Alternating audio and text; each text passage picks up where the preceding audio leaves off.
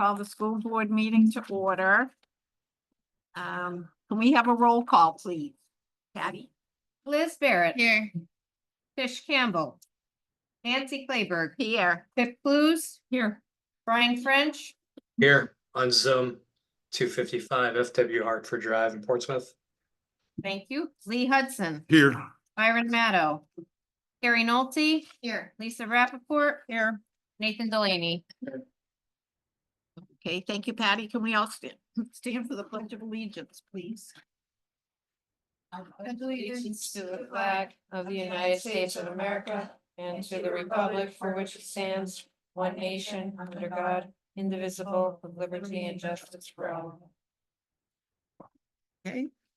Do we have any announcements, recognitions? I want to know how we soccer team did. We lost. Oh, Tough one, but it is what it is. What's the final? 3-1, who did you play? Wyndham. Was last year 8-1 though? 8-0 last year? That was Bedford. That was bad for me. There's a few. I don't have a lot of big announcements this evening, so I'll talk a little bit about the open when we get to that part of the agenda. Okay, great. All right, we will move on to the consent agenda. We have 4 sets of meetings to approve. Can we do it as a block, or does anyone want to pull out one set of minutes? Pip? Could I at least request that we do the 2 August 13th ones together? And then Okay, the other 2 together. could we have a motion to approve the 2 August 13 minutes? Motion to approve. Thank you, Carrie. Second, Lee. Discussion. Did you have discussion?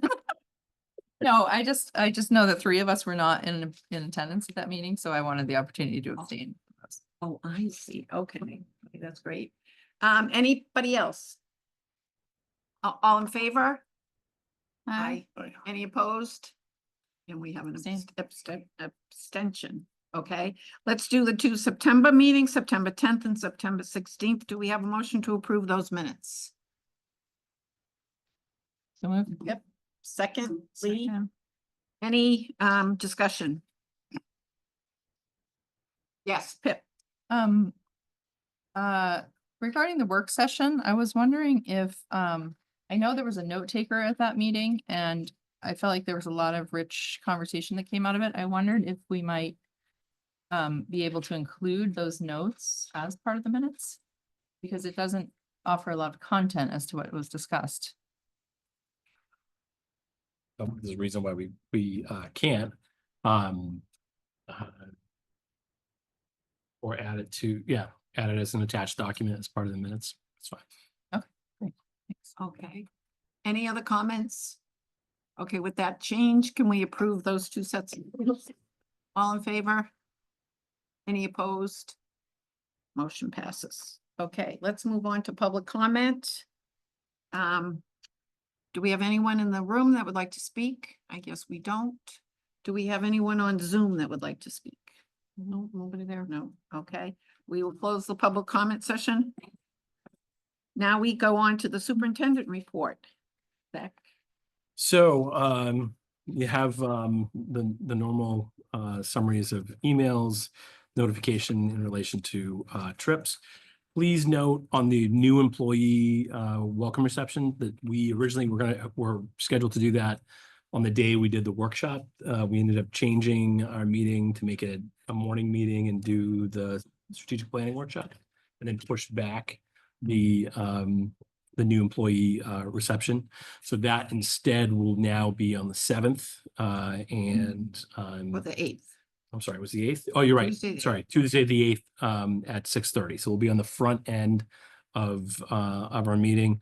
If we do depending on what happens with agenda building for that night, if we do a non-public, it would be in advance of 6:30. So just kind of, think about the possibility of having to be here a little bit earlier than what we would normally do, but it's important to make sure we welcome those new employees.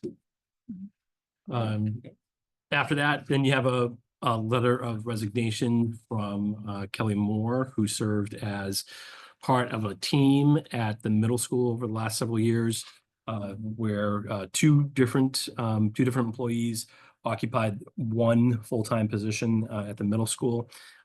Kelly was offered a full-time role and decided now was the time for her to take on a full-time role at Trape.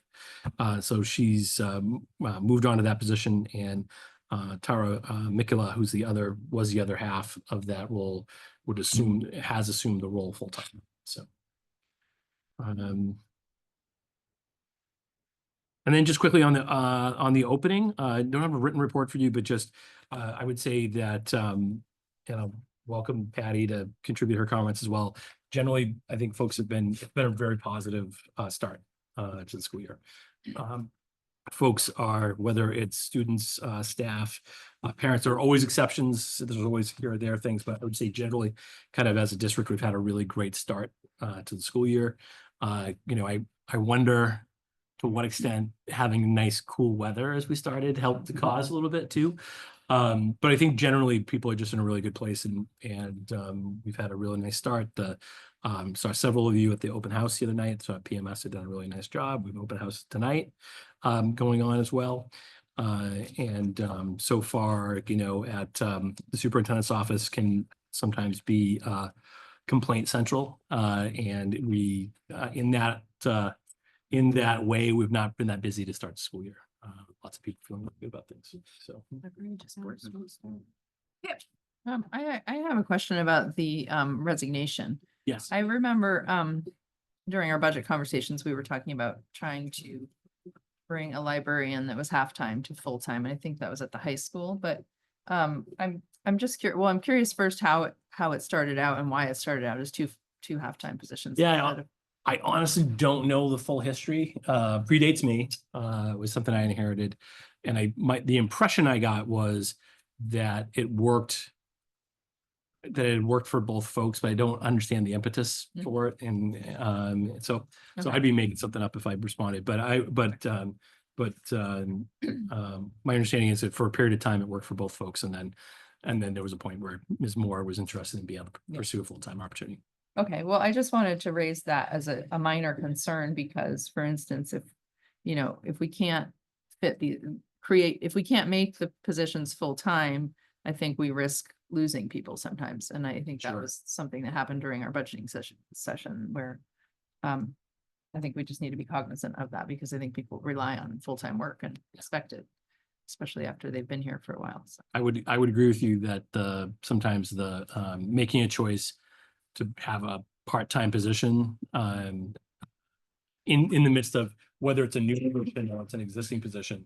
If you let's say it's a new position, you're going to bring on something part-time. What's your ability to fill that Right. part-time role, right? And so it could look good on paper, like, oh, we didn't spend as much money as we would have spent, but what's your ability to get anybody to take it at all? And then what's the quality of the candidate you can get for a half-time role? I think those are all things that are really important to consider during that type of process. Thanks. Lee, Yeah, just it's more of a question, which is I have noticed since we began in January, there have been several emails that have come from parents talking about cell phone use and policy around cell phone use. At what point does administration or the board, and I don't know what the process is, so excuse me for my ignorance here, That's right. in terms of taking that up as a topic of concern? So I think you have it. I think buildings are dealing with it in somewhat similar ways, but somewhat. I'm gonna say somewhat. That's what it said. So I think buildings. I mean, so a lot of the conversations are happening at the building level, but there is not. And there are some folks who are asking for an across the board district policy for in relation to that, and I think it's something. I mean, the board could decide they wanted to build policy around that and start with kind of that work at the policy committee level, maybe. Okay. I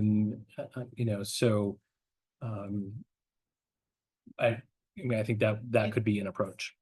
Pip, at our last meeting, we talked about cell phone. We have it on our list. We do, of and policies to just maybe. I mean, my sense is that it's such a big issue that it does warrant a board and community conversation. Yeah. maybe before, or maybe, maybe the policy committee is the one to request or organize that, but I don't feel like our small committee should be making policy about this very large subject. But I do definitely want to address it. Lisa, Nathan, Liz, Lee. You're lost. Oh, do you want to continue? with No, no, the- no, please let Okay. other people go. Lisa, Nathan, Liz, Lee. Okay, I would just say I would definitely be in favor of there being some type of district-wide policy. I agree with you that there are some overlapping ideas at the different schools, but I would say that the common themes are not maybe well understood by parents or kids, and they may be understood by administrators. And I think being clear with kids and consistent Yeah. would be good. And we've had a lot of parents who have asked about just no phones as a possible conversation. That may not be where you want to go for Sure. any number of reasons, but I think at least acknowledging that some people have asked that. And at least saying if we don't agree, why don't we agree and why we're doing what we are doing would be worth pursuing, because that's come up a lot. Nathan, Yeah, I would just definitely be in favor for like a district-wide discussion. If anything at the high school, the biggest thing, because this year we have a new like off and away phone policy. But then it comes down to the teachers interpreting what they want to do. Because in some classes, the policy does overlap, but in others, it's a phone case that you got and you have to throw your phone up there, which does not go along with the policy that we have. So I think that's also just something that we have to take into account as well. thank you. Who's next? Liz? Yes, I just want to say, at the middle school open house, Principal Davis did a really great presentation about phone use, and also some things as a parent I didn't realize might be going on with middle schoolers, have been brought to my attention, but like things to sort of think about. My son doesn't have a phone, but you know, should he have a phone? I'd want to know those things. You know, especially the legalities around it too, and some of these concerns. So I kind of wonder if we have like a public health standpoint here that we need to take a little bit too, to have some education. I mean, there's education about different apps that he was giving too. So I guess I just wonder what our responsibility is. Obviously, we need to keep our kids safe while they're in school, but I think we need to educate the families that are allowing these devices to come to school too.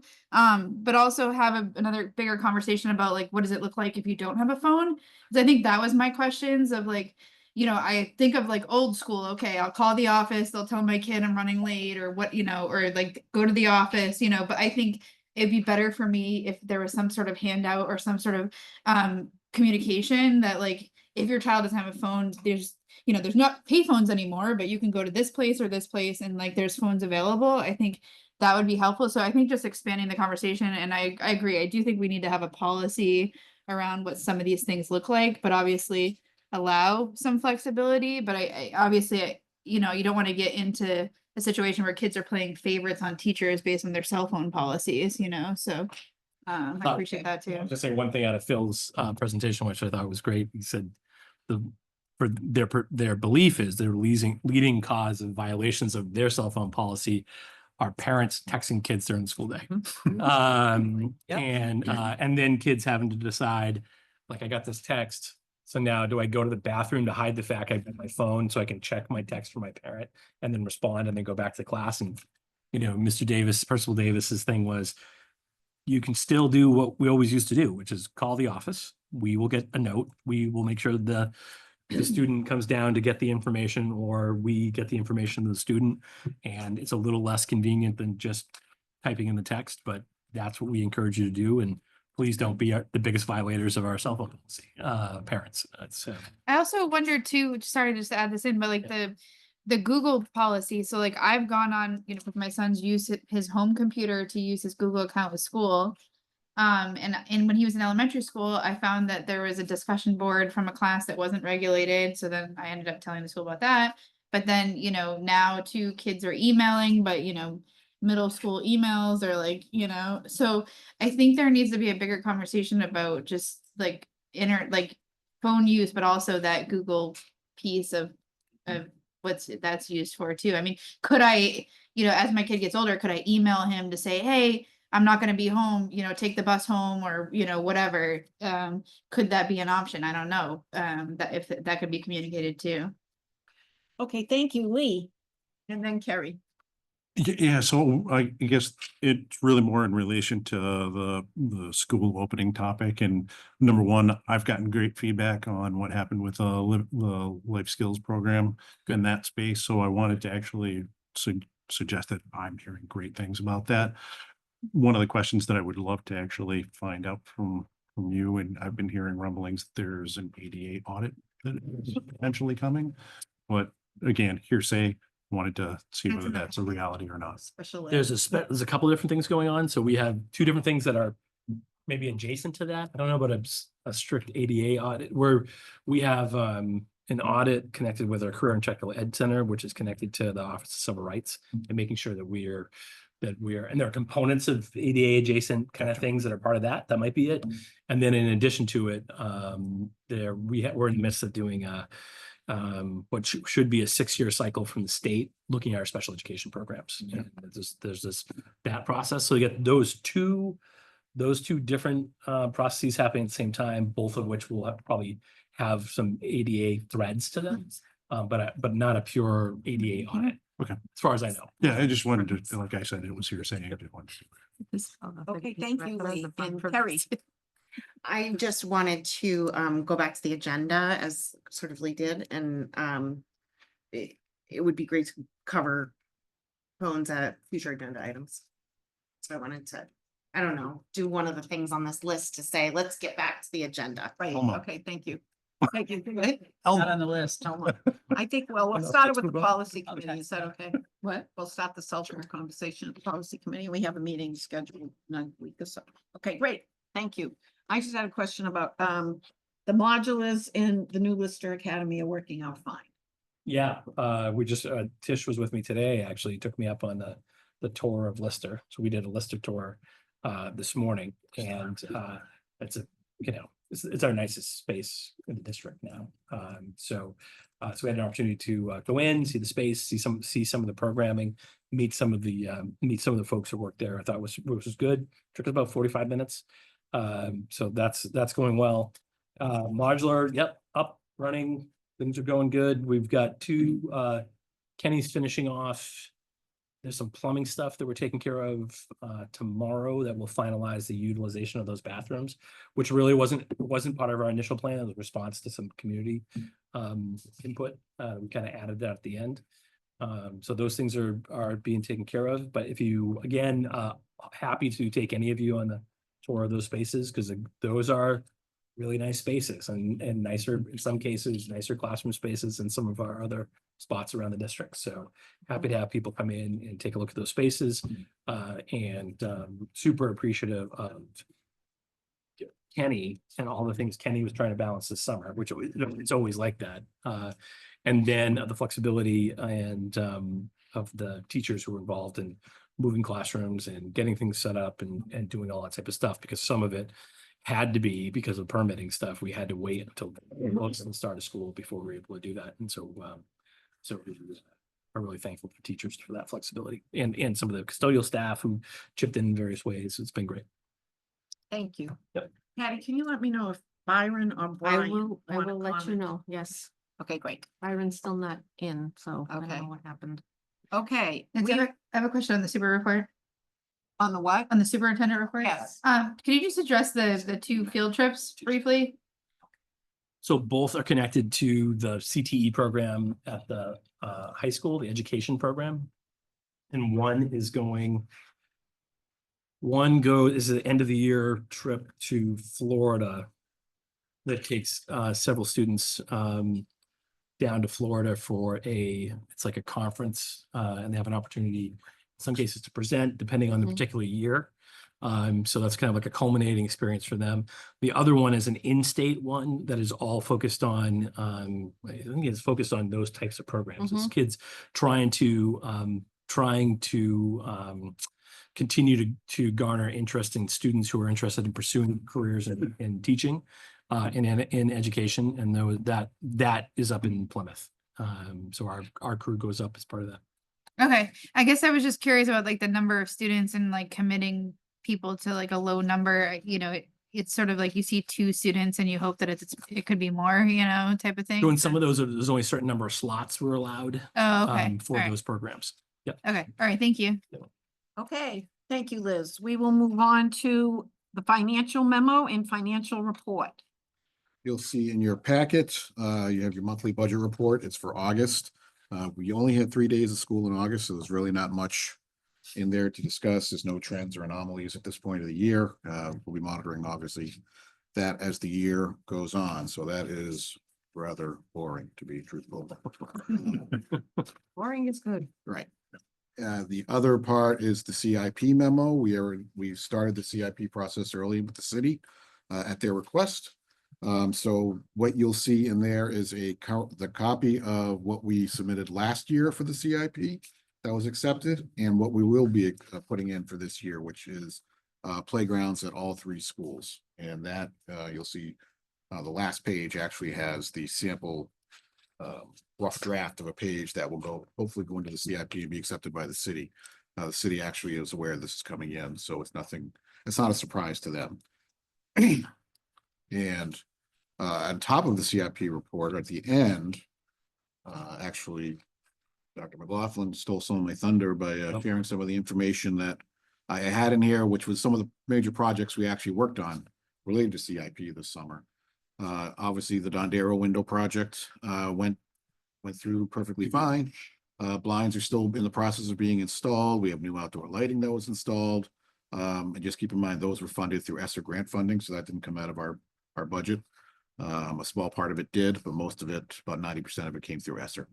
The modulars, as I said, were installed in Dondero. They were ready by opening day.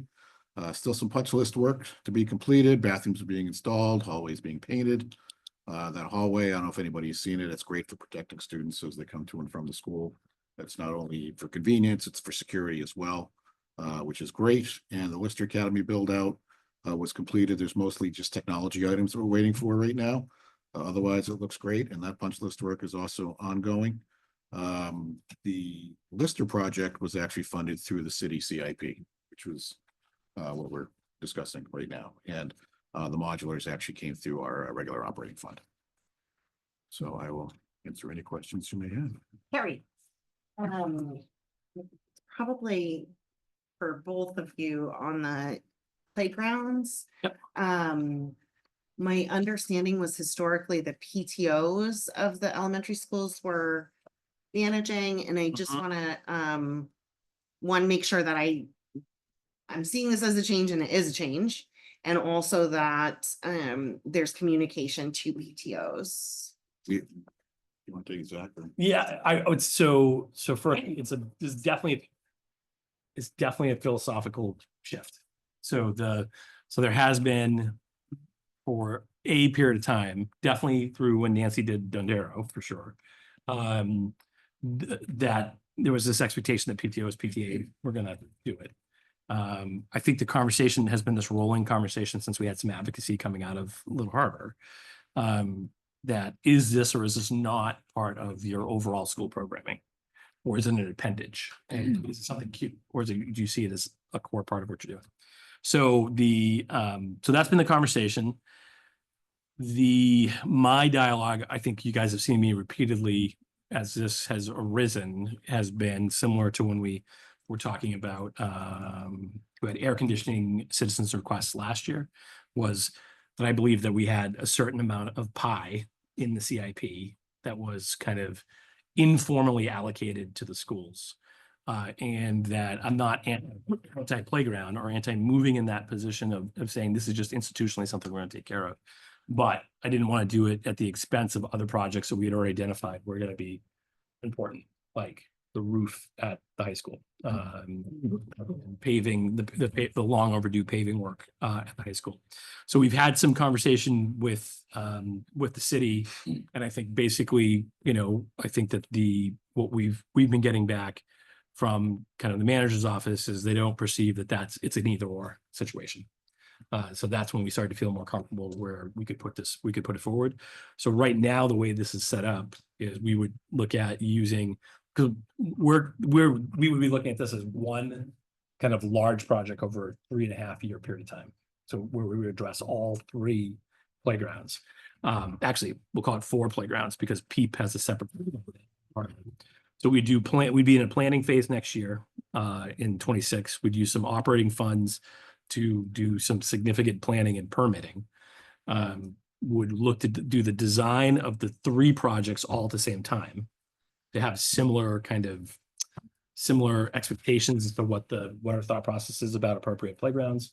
And then in FY 27, so it would be July of 20, the way I've been talking to people about it is shovels in the ground at Little Harbor in July of 26 to do the core playground, and then Peep, which is on the other side of the building at the same time. They're different regulations. They have to have different things.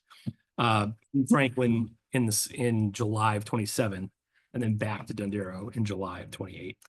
And so it would be a three-year project. But that all, again, that I think is contingent upon if the city council still was to ask me, okay, great, we want to give you the playground stuff, but we're going to grab the renovation. So we have some in here, we have like renovation stuff connected to New Franklin. We have those roof projects and paving projects at the high school. If there was an indication as we went further into the CIP process that those things would go away in favor of, then we would advocate strongly for, no, this is, if you're giving us more pie, this is how we would spend that pie. So. Yes. My a second question around the CIP was my understanding is historically districts use that the CTE renovation funding often becomes a time when high schools are renovated in tandem. Yep. And I don't see any mention in this right now. I just was curious if that's anticipated or it is not needed. So we do anticipate, so right now we anticipate FY 30 would be when we would catch, we're on a cycle in the state. And we anticipate that our CTE funding would come in FY 30. And we did have, I'm trying to think where it is, we do mention doing some work in that same, if you go to the first of the projects, the school facilities capital improvements, and you go to this, it's in the description and it's on the second page of those, page 58. If you go over to FY 30, you see life safety, security, and mechanical infrastructure. There's $1 million in there. So that $1 million for the high school is connected in part to trying to do what you're saying, what can we do to do some crossover work? And I know the conversation has been when it comes to like mechanical infrastructure, some of that conversation is around HVAC and the foreign language wing being close to the CTE and us being able to do those things in conjunction with one another in FY 30. Because if you go through the high school, on hot days when you've hit the foreign language wing, because it's just like the temperatures, it's hot, and because it doesn't have the same type of cooling capabilities. So there is some stuff in there. We could talk as we get closer to that, whether or not we want to augment that and go for even a bigger scale project than what we're talking about. But right now that's what we're earmarking. I thought that we needed to do a build out of our employee daycare center to offer Great childcare means of expanded trying care. to entice future employees for sure. Yeah. Honestly, that's the only that I know nothing of the space at the high school and what's good and bad and all of that. I just curious. So thank you. Liz. I guess I got a couple questions. Just around the playgrounds.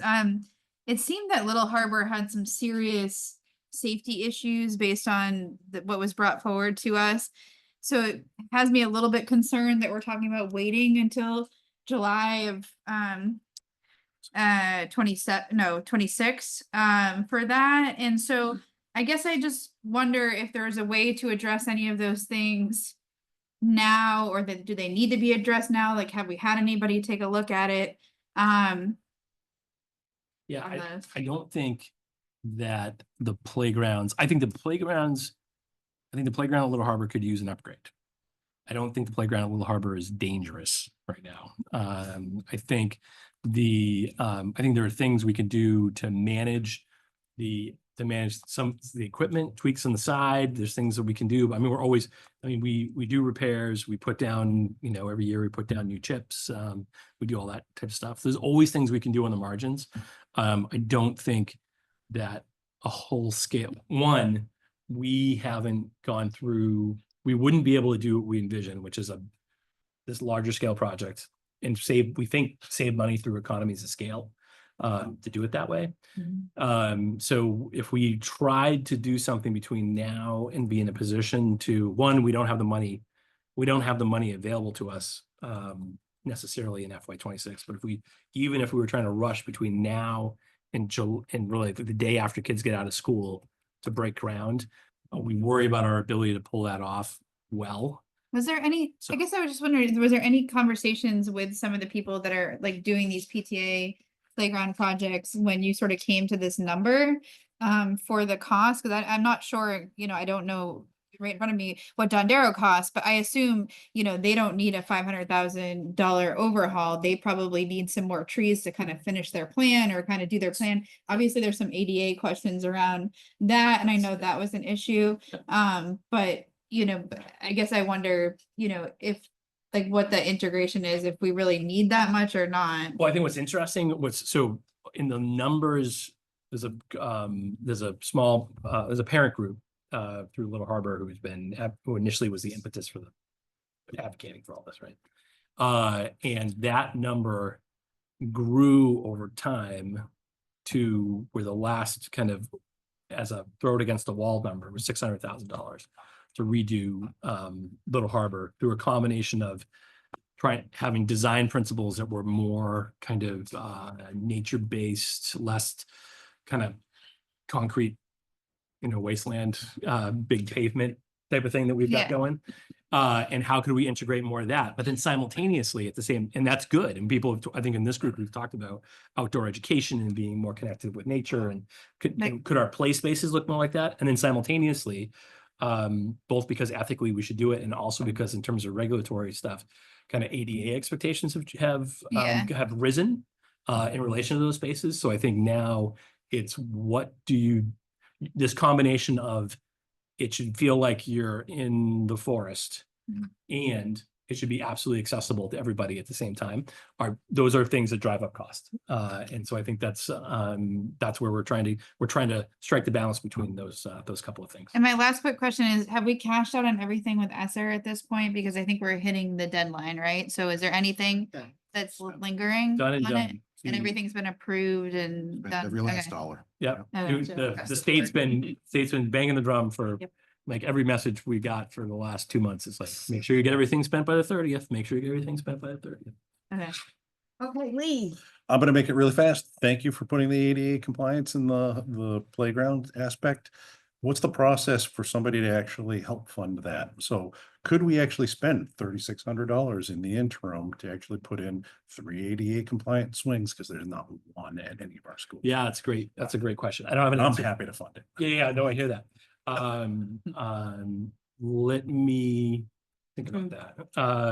Because I've been so tied up in the longer term, whole scale. Yeah, I know. I haven't been involved in the more like, what are some smaller steps we can take in the short term in order to be more compliant? One of the things in terms of regs I gotta look at I know that part of it is existing structures are grandfathered for a certain period of time before so if you don't break ground on anything, there's no expectation that you're going to the enhanced level all the way.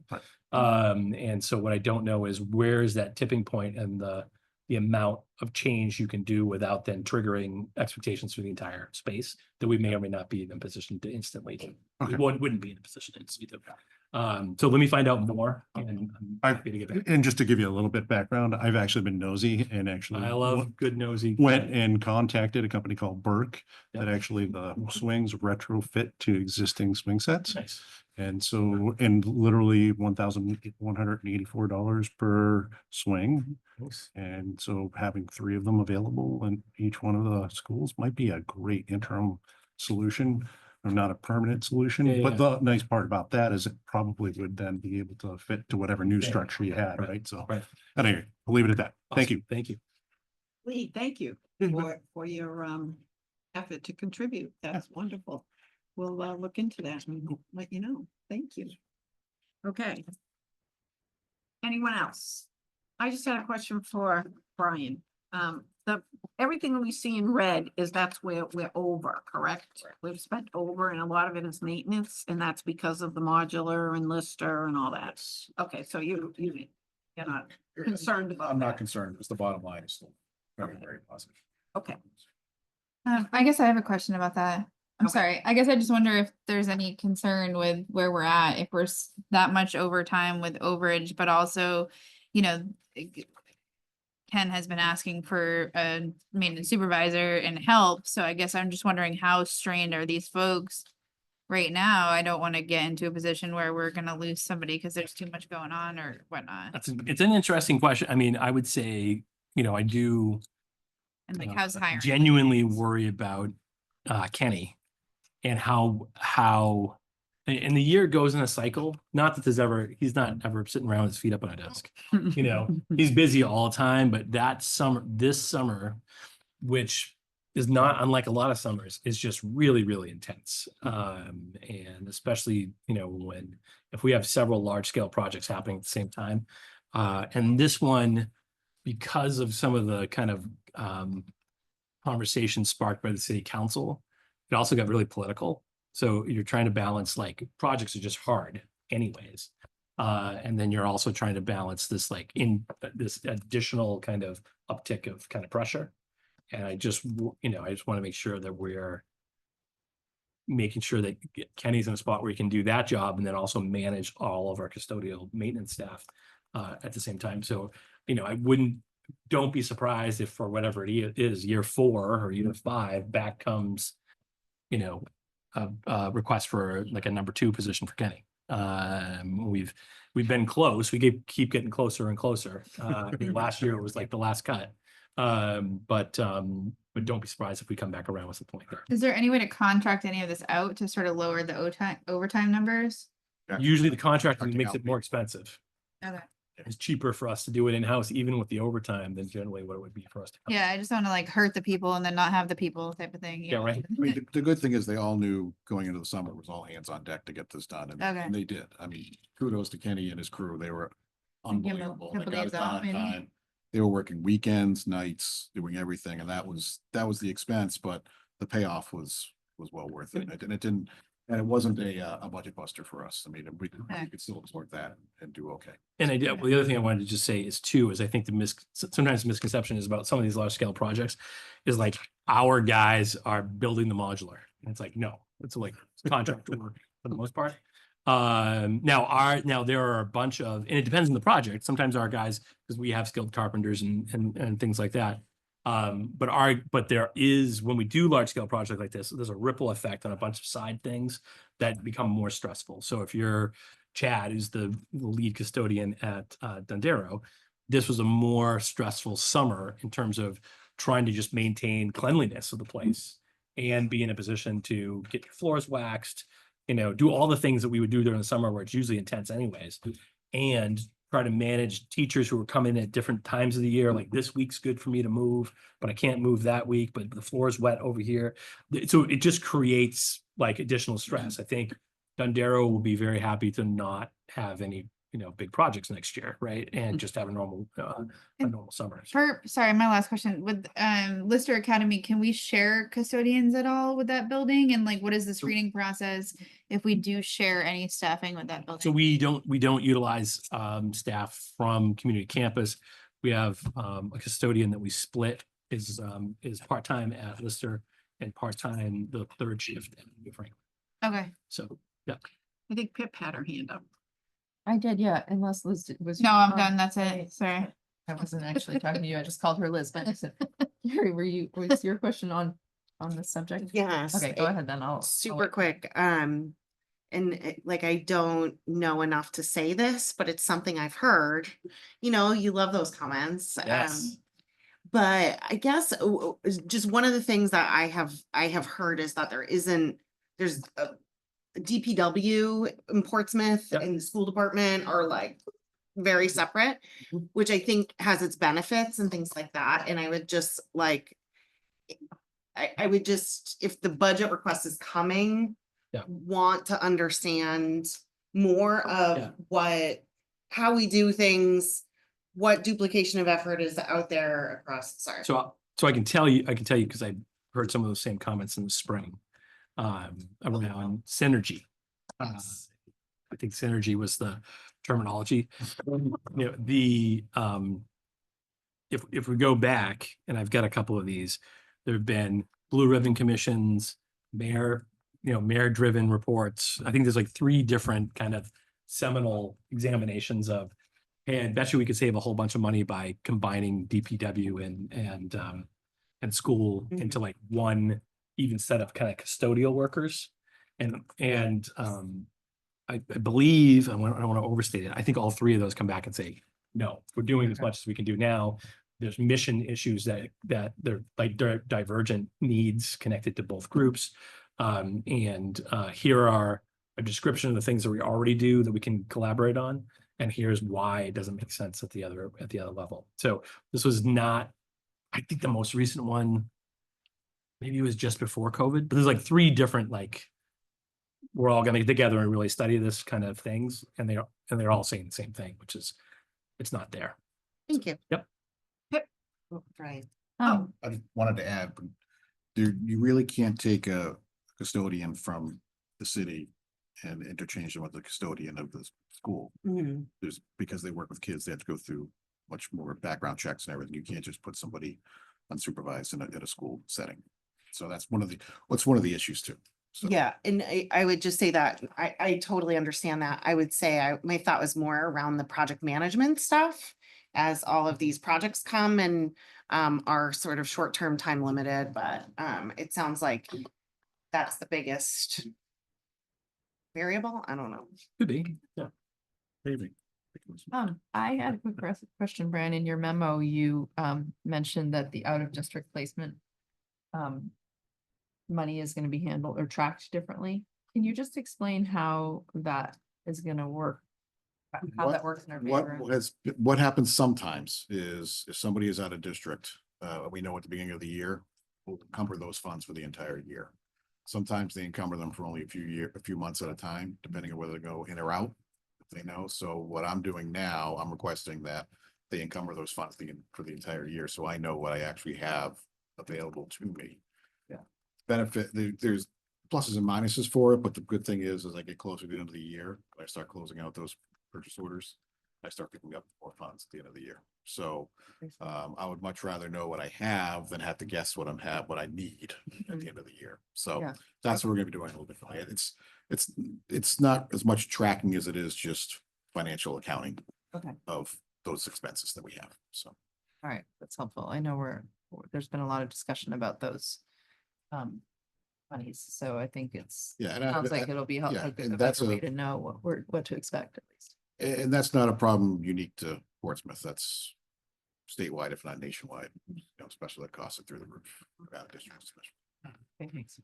Liz. Brian, I don't know, so I had brought up before with this issue of, the state tends to cap the cost of some of these contracts. But it seems like at the city level, we can't cap the cost on the out of district tuition in some of these places, or could we? Like, is there a process or a mechanism that we could use in, looking at various facilities or programs and sort of being able to,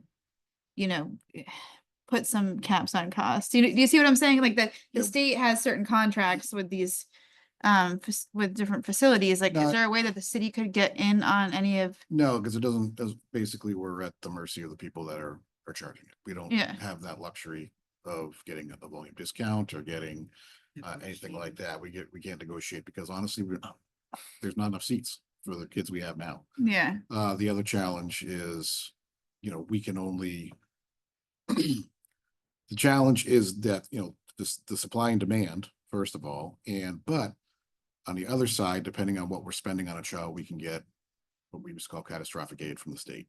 So that unfortunately, you have to spend a lot of money to get back money.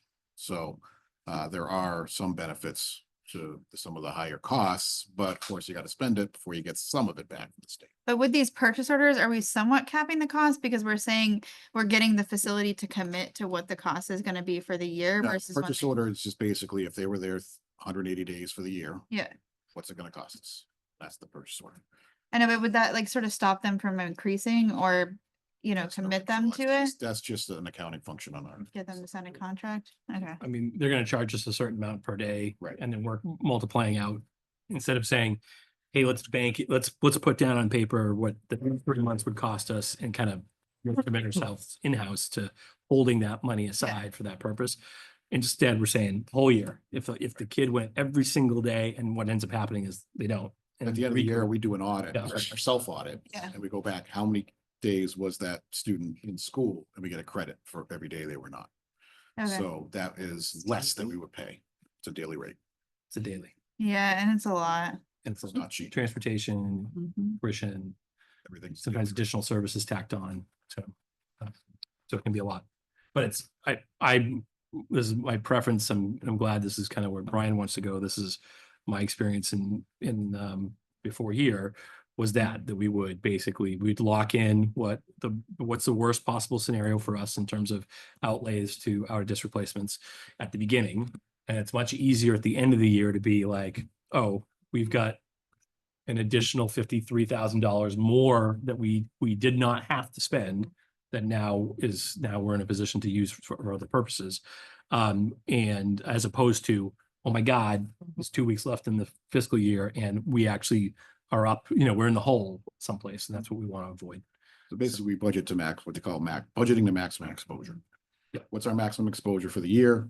That's what we're gonna figure on. As we get closer to the year, we have a little bit of wiggle room, you can see. And that also helps us for those over expenditures that are gonna come along, because we only budget for what we know at the time. And kids come and go, kids move in, kids move out. Some of them are court ordered, and we don't have a choice with that. Okay, well, thank you, everyone, for all the financial information. And now we'll go to Pip and she'll talk about consideration and approval of policies. Great. Well, because we have almost 20 policies to review tonight, I wonder if we might entertain doing these second readings as a batch. Is there a motion to do so? Or to pull out any specific one or two, or? I would like to pull out the IGE, the parental objection to specific course material. Okay. Any others that people want to look at specifically? I would like to pull out IJOC on volunteers. Okay. Well, is there a motion to take the rest of them as a batch, the rest of these second readings? So moved. Second. Okay. So, are there any questions about any that were not just noted? Any other than IJOC or IGE? I just, one quick question on. I'm like not able to read this tonight. IHAMA. There's too many My hand. letters, that's the problem. Yeah. Yes, okay. We go with wingdings for our future thoughts. Hieroglyphics, yes, right, that's what it is, yes. So just the change, and I think this was a change I recommended. Yes, I think it is. And so regarding the effects of alcohol, non-prescription medications and other drug. I just can't, is it other Can you tell us drugs? what line you're on? I'm sorry, 14. Okay. And other drugs. I think it's So I just think that it's it's not written prescription medication and other drugs. alcohol, This seems non-prescription fair enough. medication and other drugs misuse. So thereof. are you saying that other drugs is just too general? or- No, I think I think it's just the policy lingo is just confusing me. Okay. But I don't, Well, maybe the title, sorry, maybe the title should be teaching about alcohol, non-prescription medications and. Yeah, because then you still add the other drugs in there. I mean, the state consistently for the last I don't know, 5 years has used alcohol and other drugs just in general. Okay. For the title of the policy, Mhm. but I do think the non-prescription is important because we have a lot of misuse of prescription medication that Right. is prescribed to someone else. Right. Sorry, I think So- it's just, I think it might need like a period or something. In between Let's see. other drugs and I don't know. Is it and that's throwing you off? I mean, it is a very long sentence. Let me just, I'll start it at 12 or line 12 and we'll see how it sounds.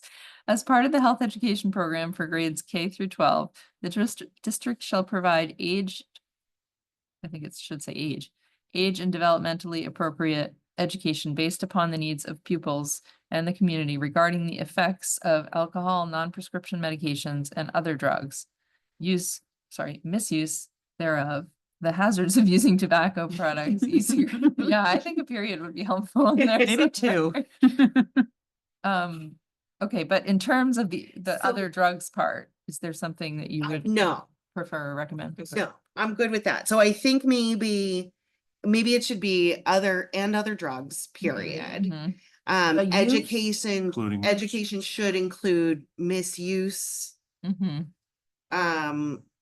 of alcohol or other drugs, hazards of tobacco. Does that make sense? Mhm. Education should include, so that it would just be, that would be the addition, education should include. Mhm. Education should include the hazards of using tobacco products, blah, blah, blah, blah. Is that what you're saying? Although then we lose the misuse thereof, but I guess, I don't know. What if we that's were to- critical or not. Gonna make a quick suggestion. Yes, Yes. please. What if we were actually to take the misuse thereof and actually put it before the list of alcohol, non-prescription drugs and other drugs? So it would essentially read, as part of the health education program for grades K through 12, the district shall provide age and developmentally appropriate education based on the needs of pupil and community regarding the effects and misuse thereof or misuse of alcohol, Yes. non-prescription medication and other drugs, period. Okay, just to make sure I got that right. You're saying regarding the effects and misuse of, okay. The effects On and line 14. misuse of, on Yep. line 14, then after other drugs, a period, yes? Yes, yeah, And sorry. then No. educate, I would say get rid of the hazards of using tobacco and include tobacco after the other drugs, tobacco, e-cigarettes. Oh, and education regarding. you're right, because the tobacco hazards products. is all the same, like it's all part of. Yeah, and we're talking about effects of these and then hazards of these. So it's effects and hazards of, and then all of the things that you put a comma next to. You're for right, all of you're the right. things. Well, It's like a shopping. I was also thinking, did you put the period there and then you say including the hazards of tobacco products, blah, blah, blah. Like you could make it real simple and just put including. Although that, Trade agent development appropriate education based upon the needs and pupils of the community, period. No. Community Colon. regarding the effects and misuse of alcohol, non-prescription medications and other drugs, period, including the hazards of using tobacco products, e-cigarettes, alternative nicotine products, blah, blah. my only concern about that is that wouldn't, there would be a sentence fragment. Well, but we What can if- clean what this if up we just- later, what right? Is that because Sorry. it's only 3 lines instead of 6? No, because you can't start a sentence with including, that's all. Oh, Maybe um, trust our policy committee to just clean up that one sentence. Yeah, but this is the second reading, so Yeah. I want to try to get it close, Yeah, but I yeah. think we can do the same thing. If you go back to Yeah. line 14, if we say regarding the effects, misuse and hazards of, or effects, sorry, it should say effects and hazards. Yeah. Effects, and hazards and misuse of. And then after And other then drugs, continue. semicolon, the Mhm. hazards of using tobacco products, e-cigarettes, alternative nicotine products, and the like suspensions, comma, as well as if you stick a semicolon after and other drugs, you've Yep. cleaned up the whole Yeah, sentence. that's true.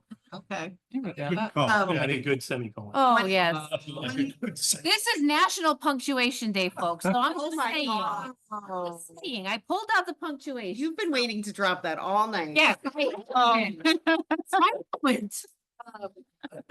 I would agree with that, but say, do we really need effects, hazards, and misuse? Could we just say effects and hazards of? Well, I think we're now keeping them separate.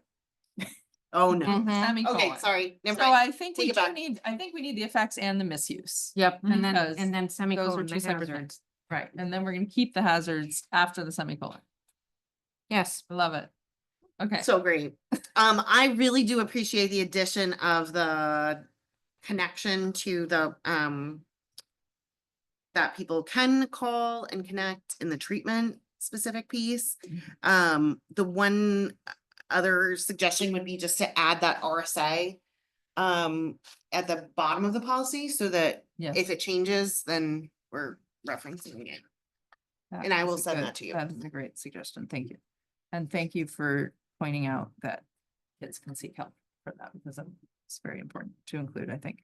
Okay, Patty and Pip, you have that correct? The notes? Yes, Yes. with the changes. Okay, does everybody understand the changes? Okay, Okay. okay. So we were gonna vote on the block, correct? Yeah, were there any others to be discussed besides the Um, two that we pulled out? Okay. No, I thought I I know, I it's- thought I had something, but I don't. Okay. Then we are voting on the block of 10 policies. I'm sorry. Yes. Hold on, the block I'm of sorry. eight. I was Eight. sorry. I I was just gonna I say just thought of 10 something. minus I those think two, but- so the summer activities is something that came up when you were gone, Pip. So I don't know if you can just address anything that might have been tweaked since you were not here last. I actually haven't seen this policy since it was brought to the. board Yeah, because I last, think so. last time you weren't here, but we went through all of these and there was like questions about the summer activities policy and how, there's a book list, a plan for summer, such activities and summer book reading. I don't know. I guess I can pull up my notes from that meeting. I guess I'm just hoping that whatever was brought up at that meeting is being addressed in the potential I tweaks. recall that it is. Okay. Being at the meeting. Okay, sorry, I just wanted to add. That's to right. that. Okay, so we are voting on ACF. IHAMA. IHBAA. IHCA. IKB. IMBA. IMGA and JFABD as a block. All those in favor, passing. Can we do a roll call with me being remote? Liz Barrett. Yes. Nancy Claiberg. Yes. Pip Clues, Yes. Brian French, Yes. Lee Hudson, Yes. Carrie Nolte. Yes. Lisa Rappaport. Yes. Passes. Okay, thank you. All right, so let's go to parental objections to specific course material. I think you said you had some. Can I I'm sorry, just real quick, ask a question about the last one. I just want to know who our homelessness liaison is. So the district level, it's Rick Matty, Okay, the Kenny Leto, and then we're having conversations about extending that down to Rick's in the process now of having building level people, but we're in the process of the network. okay, all right, thank you. Sorry. Okay, Lisa, you said you had. That some was thoughts. Carrie that pulled this one out. Oh, I'm sorry, I got you mixed. Carrie, what were your? Can I so did we get rid of the form? Is that what ended up happening with this? Are you thinking of this one? We have another one that had a form that was for sex education. Yeah. That's completely different one. That's a separate. This policy. is everything Okay, why don't else. you go to Lisa's and I'll just make sure now with that understanding I'm in. Okay, Lisa, you wanted to talk about another one.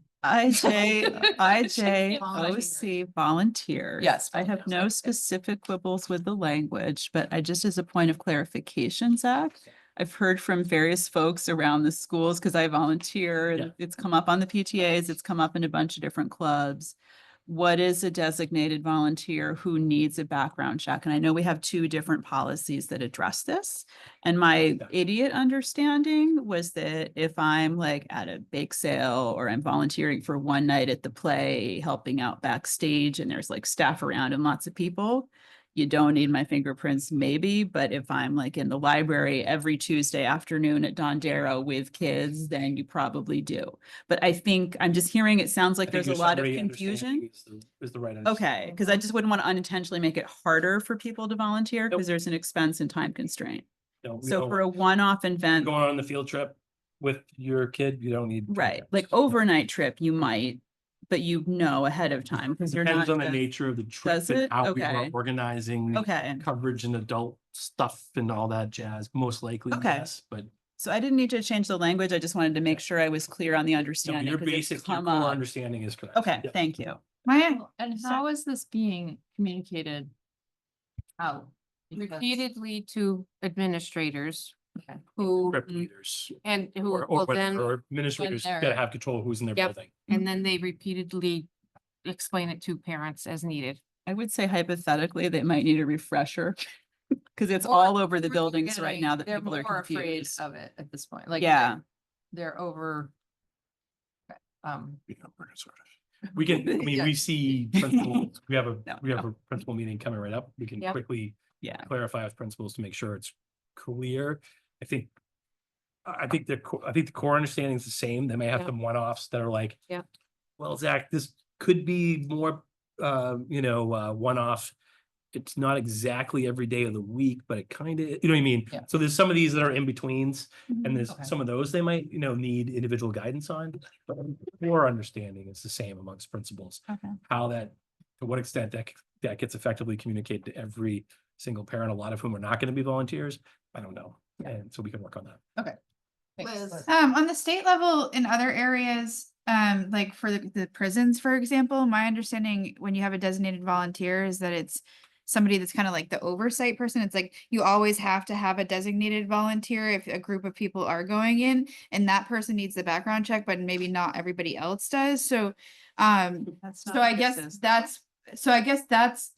that's the way if I were thinking of this or looking at this, I might read it. Like, for example, if you're gonna do like a movie night PTA thing, at least one person from the PTA that's there needs to be the designated volunteer who has had that background check. So at least one person there's always one designated volunteer within the setting. I think, as far as the training and information they received, I mean, a handout might just be enough to meet this policy, but I mean, I guess I think from Lisa's standpoint too, I think that's where maybe there needs to be clarity, because I would understand it to be if there's some sort of PTA event, at least one person there would have designated volunteer status. No, we're bound by the RSA that's referenced in the policy. Yeah, To make sure that folks who, exactly as Lisa explained it, if you are a designated volunteer, we have chosen you to come every Wednesday to the library, you have to have a background check passed. If you're going as a one-off for the trip on, Wednesday to the apple orchard, you don't need to because you're under the supervision of teachers and other faculty. So that's the difference. There's another policy that spells out exactly what the definition is. I don't remember which one it is. JPCD. There you go. Yeah, and it Okay. all references back to the RSA. So I didn't have any specific changes. I just wanted to make sure that the understanding of it was Yeah. clear. Okay. And again, it's some of those things where in terms of communication, parents, you get a million things thrown at you. If you don't think you're ever gonna volunteer, you're like, yeah, volunteer. And then when it comes time to volunteer, wait a minute, do I need that thing? Do I not? Geez, what do people say? So, again, I think those things will come up as we hit events and opportunities to engage people. That's when we'll have to, hit that message again. So. I guess I wonder, like, so Dondero always had like the first PTA meeting or the second PTA meeting, the police come there, they do everything that they need to fill out the form and get the background check form done. I've never heard back from my background check form, like, hey, everything's great, everything's, I haven't heard anything, so I just assume it's fine, right? But I guess even though if we're saying that it's not required, I still think it might be good practice to continue to do that, because then, people are I think how we're balancing it is way in which, I can't remember who said it, like, we don't want to spook people from volunteering. I mean, we want family engagement. We want, parents to be in there. We want retired folks who want to give back to their community to come in and Yeah, but participate. I don't want Fester the molester, even if he's got a kid, to be No, hanging out I there. feel- I hear you, but You know what I'm saying? I think what people who are a regular part of our kind of school kind of family that are there all the time, those are people who we are background checking before they. So like head of the PTA or something that's at the school Nope, taking pictures. because they're every not day, there. Well, not necessarily the head of the PTA, but again, I think the best example is, the most consistent example is like somebody who's a library aide or Mhm. something, like they're a volunteer library aide, they're helping put back books and stuff like that. That type of thing. They're there on a regular basis. We don't, the reality is, we don't have tons of those people. We have some, most people who will volunteer for the district are gonna be in one-off opportunities. Where they're coming in either as part of something like the PTA or they're gonna go on a field trip with their kid. So. Okay, Carrie. I think we need a motion Oh, to sorry. approve. Yep. Yeah, that's what I was just gonna ask for. I think we need a. For I that, would- for the policy, volunteers policy, IJOC. And can I do volunteers, IJOC and IGE? Cause I pulled that one, Sure right? thing, yes. Mhm. Together. Sure. Lisa seconds. Um, Discussions already happened. Okay, you have. On that one. Gonna ask if there anything else. The question. All right, I guess we should Roll do a call roll vote? call again.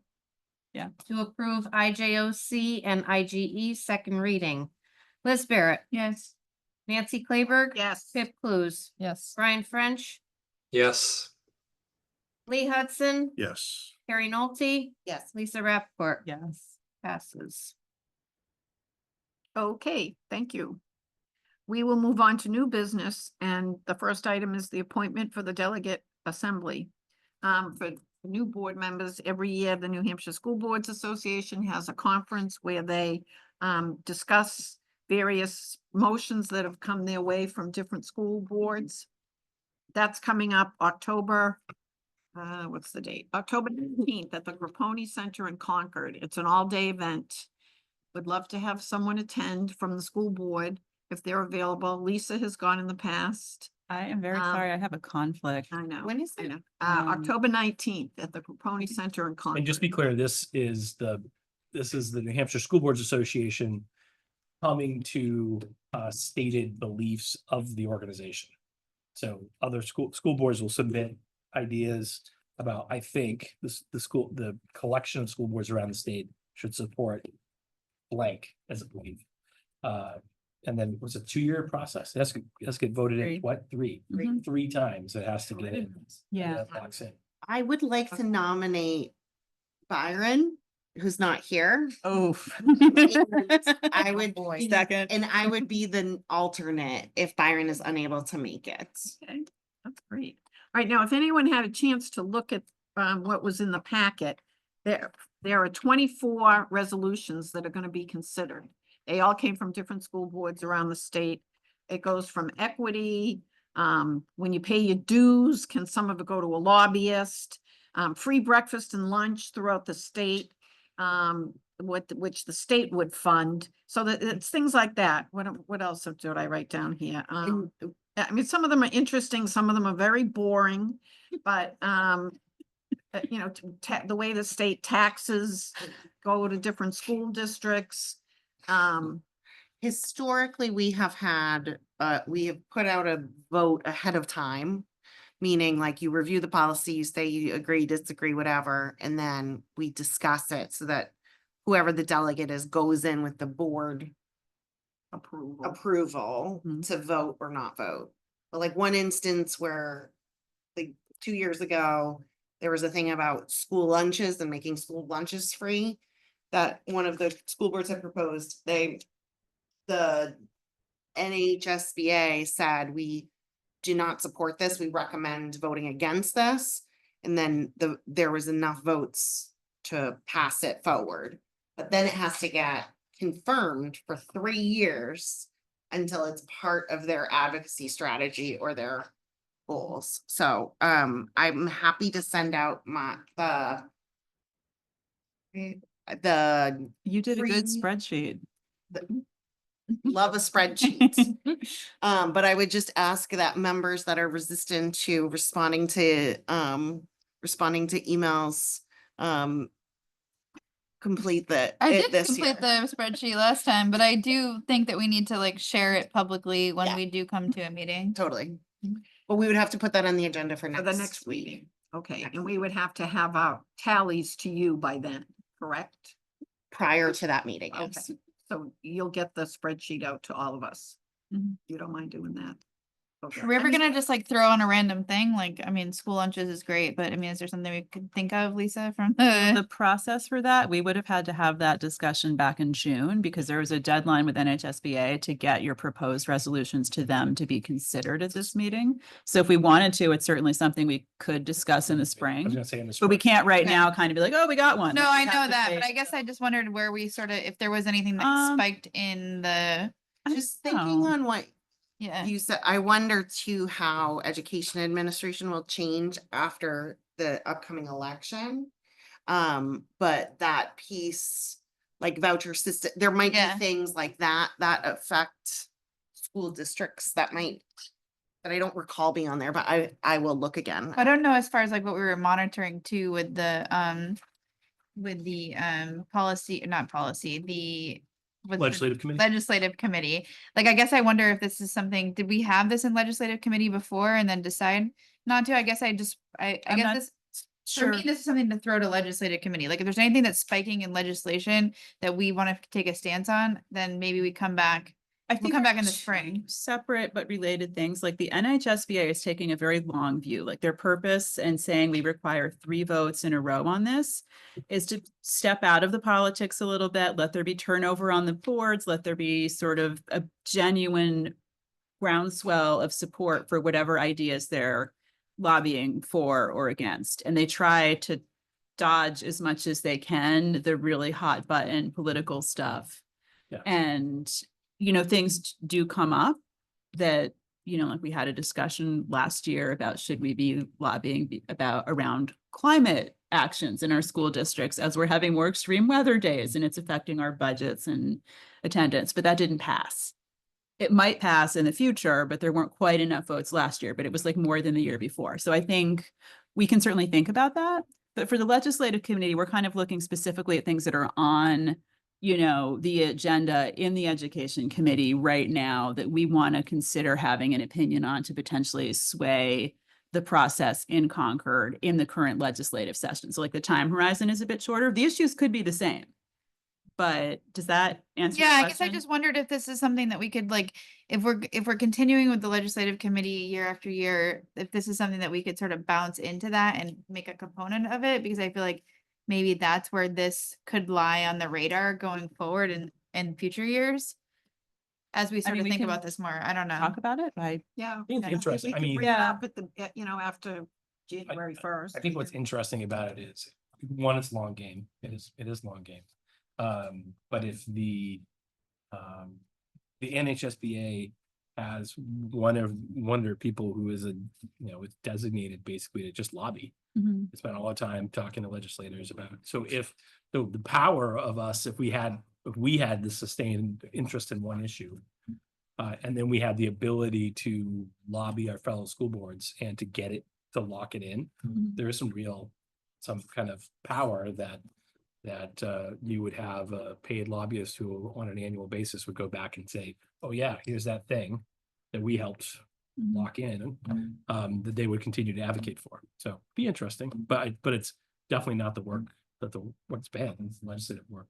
I mean, we can always talk about it, but I think that they're two slightly different kind of adjacent. missions. They're related. I mean, I guess if anything popped up and just keep it on the radar, maybe if there's something that popped up or, I don't know. Okay, great. Well, thank you, Carrie, for your work on this, and thank you for nominating Byron. We'll talk to him about that. Oh, boy. Sounds like a good idea. Kind of think you'd like it. Yeah. I think you would. Yeah. Okay, let's move on. It says action though. I We're mean, still if there's on. something that, Okay, consideration and approval of the action plan. wait, do we Let's need have- to take action, Nancy, on the last one to Appoint the delegate. appoint the delegate? Do we need to like vote on that? Cause it says No, action on the agenda. Will you, can I No. nominate Byron or Tish? Oh my God. Well, why don't we talk to them? first? Yes. I think we should just Okay, talk to I them. will, how about this? How about you give me permission to do the spreadsheet? Yes. Separate voting for the next meeting, and we will appoint our delegates, At that time. but we will have the answers to give them. Okay, and I So will I vote notify, for Carrie I to will do that. notify them that perhaps they'd be interested in attending. They seem to be. Really liked the meeting. I don't want to make it sound like a No, it's bad really thing. fun. It's really fun. It's just a busy month. Yeah, okay. All right, why don't we leave it at that? We won't vote, but we'll Legislative just, committee. You can I'll nominate talk to you. Byron and Tish and Kerry will do this work. Okay, okay. So we tabling that, I guess, till next meeting? So Deferring action. I think Lee was gonna raise his hand. Oh, you were gonna volunteer? Oh, is Lee gonna volunteer? Oh, I nominate Lee. Would you like to attend? I would think about it. I would need to have a conversation before I could do that. Okay, well, we'll talk about it at the next meeting then. We'll decide at the next meeting who. Right? You wanna go? I would absolutely love to go. It's very dependent on what my work schedule looks like, and Okay. until next week, I will not know the rest of my schedule for For October, October. okay, And it's gonna be a very busy month. okay. All right, well, thank Yeah, I you. would- Okay, I would Well, absolutely It is consider. actually a lot of fun. wait, as somebody just said, we'll defer action till the next meeting then, about who the delegate will be. But if everybody, please look at those resolutions and you'll get a communication from Kerry that tells you what to do. Okay, consideration and approval of action plan. Zach? So, really, quickly, just to mention a couple things from my cover. Well, one thing that's not my cover, I just want to reemphasize for everybody that the admin team walked away feeling really good about the stuff on the 10th. Felt very good about things as a substantive conversation, as an opportunity to get to know all of you a bit better, and to be able to talk through, concerns that you had indicated. So I just wanted to, didn't want to lose that, that's been as part of me talking about a really good open. I think there's been some good positive energy coming off of that meeting on the 10th too, that I think people are feeling a little lighter as a result. So I did want to put a plug in here on special education, because I think towards the tail end of that session, we did talk, I think there was some dialogue around the third bucket around belonging, and about, is there some special education stuff that's missing here? And we talked about it towards the front end of the meeting. We are just engaging in that it's called PAGS process, program approval and general supervision. So it's this audit from the state of all of our programming. We're pulling IEPs, we're looking at IEPs, we're looking at graduation rates. They're going to see what our programming looks like on the ground. So we will end up with recommendations coming out of that process that we think will drive kind of what, the core of what we're going to try to do in terms of special education improvement would start with what are those recommendations coming out of that process. So you won't see them here, but I think you could very easily see some of those incorporated in a future one-year plan, some of those elements. So the rest of it is the things that shifted are in yellow on each of the different pages.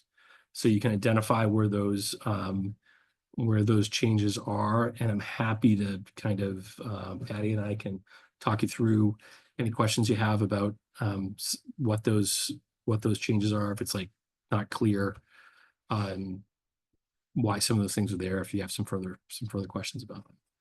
Why don't we have a motion to approve the plan first? Do we have a motion to approve Motion to approve. do we have a second? Second. Thank you. Discussion. Yeah, if I guess Zach sort of offered to kind of briefly go over it or the changes that were made, if you could. Yeah, so I mean, on the first page, and Patty, I'll need you to help me on some of this stuff. So like on the first page, you have secure curriculum coordination. So previously that had, it was like hire a curriculum coordinator at the middle school. And I think we had Principal Davis talked about, maybe the having a person inhabit that role. It's not necessarily what they needed to do.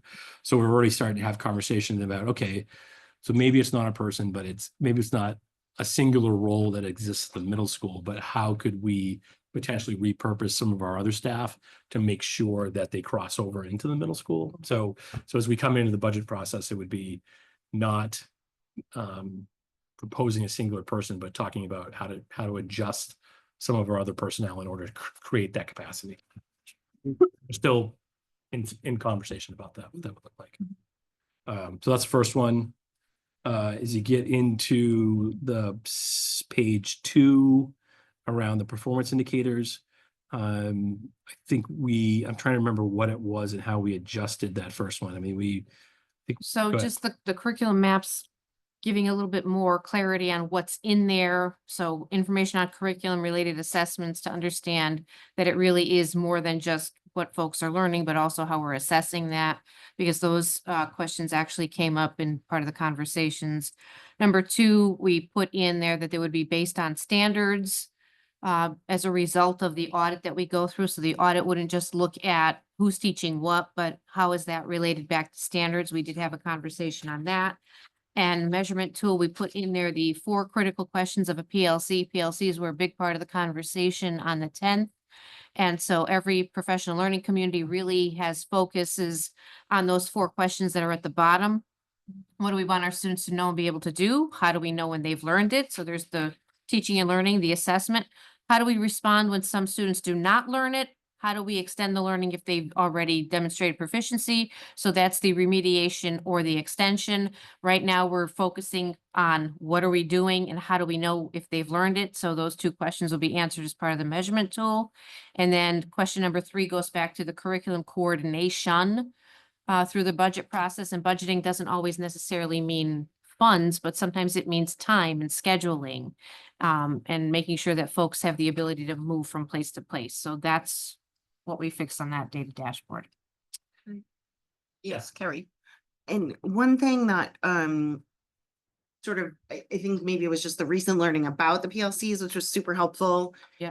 And I think helpful to most board members, but also recent communication about like days off, and this is really hurting, like I think it'd be really helpful to put some knowledge out there to the school community about what are our educators doing with those half days and how they're integral and blah, blah, blah, just as part of either the rollout of this. So no changes, no nothing, just a comment. Good point. Yeah, I think it's interesting. In my previous experience, we had to fight all the time about giving people training opportunities. And what's been great about Portsmouth is it has not, for the most part, that hasn't been the case, but I think it was good. I think we have had some communication recently where it'd be good for some to go, well, let's talk about what we do on those days. People aren't, hanging around smoking butts, like we're doing stuff. And that is meaningful, that advances these things, because this kind of thoughtful collective work that moves the ball forward, it doesn't happen at the end of a school day after everybody's exhausted because they just did the core job, or it doesn't happen regularly.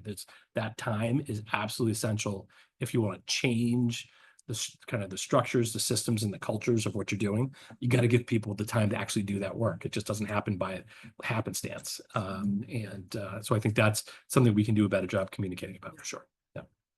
Lisa? Well, first, just piggybacking off what Carrie said, I mean, I think especially at the elementary level, we used to have a lot more programming pre-COVID on those days.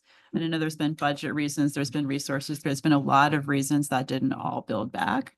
And some of it is community organizations that aren't as available as they were before.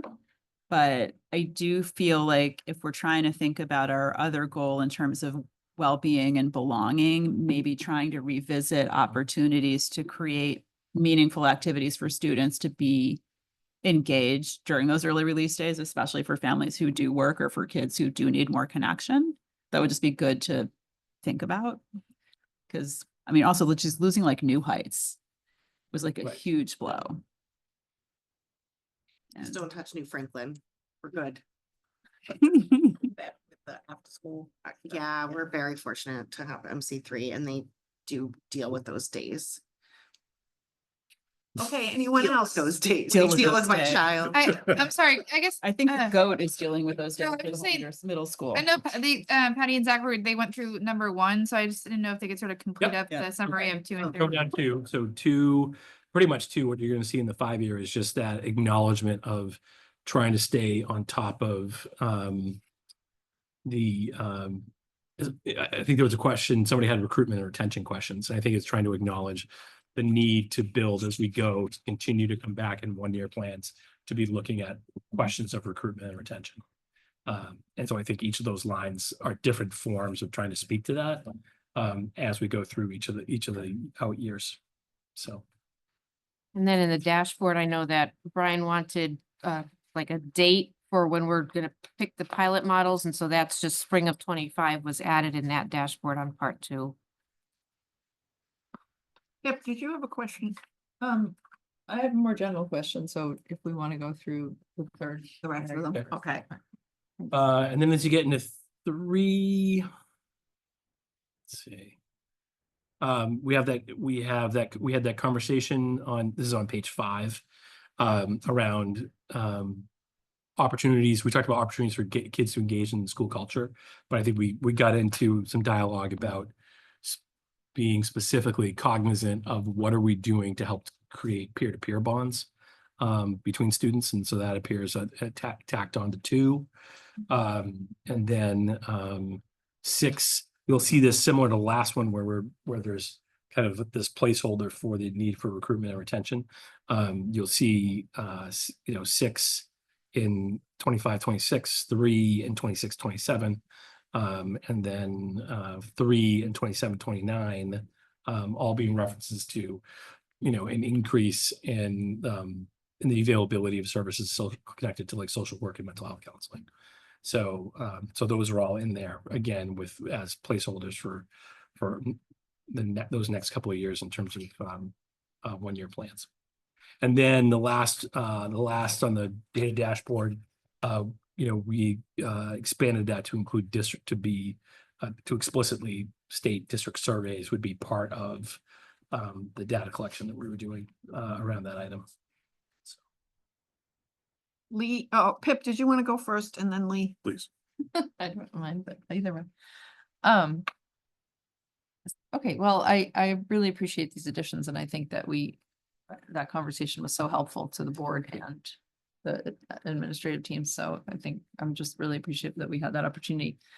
I think as a member of the well-being committee, or subcommittee, I feel like we lost a lot of specificity, and my concern since I saw the first draft of this was that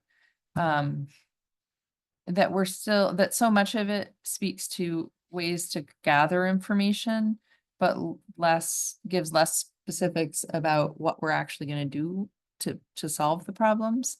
And so I guess my concern is twofold. One is there anything new that we're proposing that we do to gather the information? Because I know that was a big part of our conversation in that group, was that we have a few ways that we get information about kids, but it's very hard to get real-time information from individuals and know which individual we're talking about, and learn about their own personal state of well-being. And then the other half of that is this innovative ways of investigating or adding social worker counselors is a good thing in my opinion, but it's so unspecific that I worry that we're not actually going to make a change, and certainly that we're not going to make a change soon enough, because this is sort of a crisis level with a lot of kids in terms of their mental health, and we're talking about waiting 5 more years to complete what we're doing about it. I think that like for number 6 on the 25, 26, it's written that way because we're not even sure what's available out there.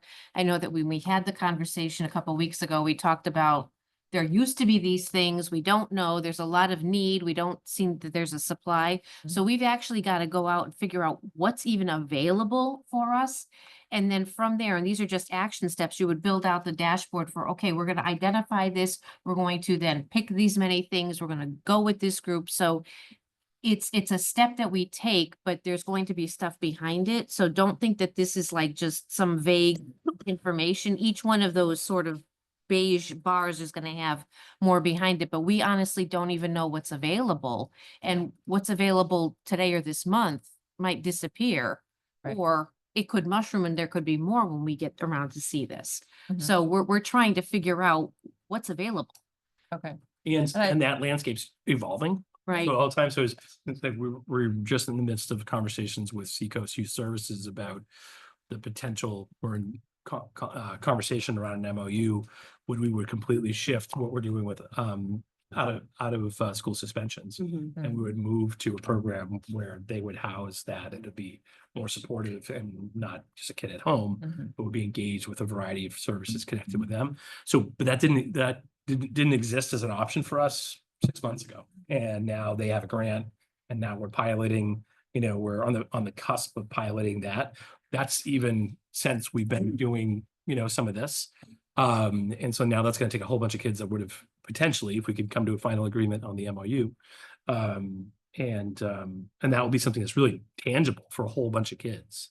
But it was not necessarily something that was available to us just a few months ago. So. okay, that's very encouraging. Thank you. we I have oh, one go more ahead. part of my concern, ahead. which is, Yeah. again, being on that committee.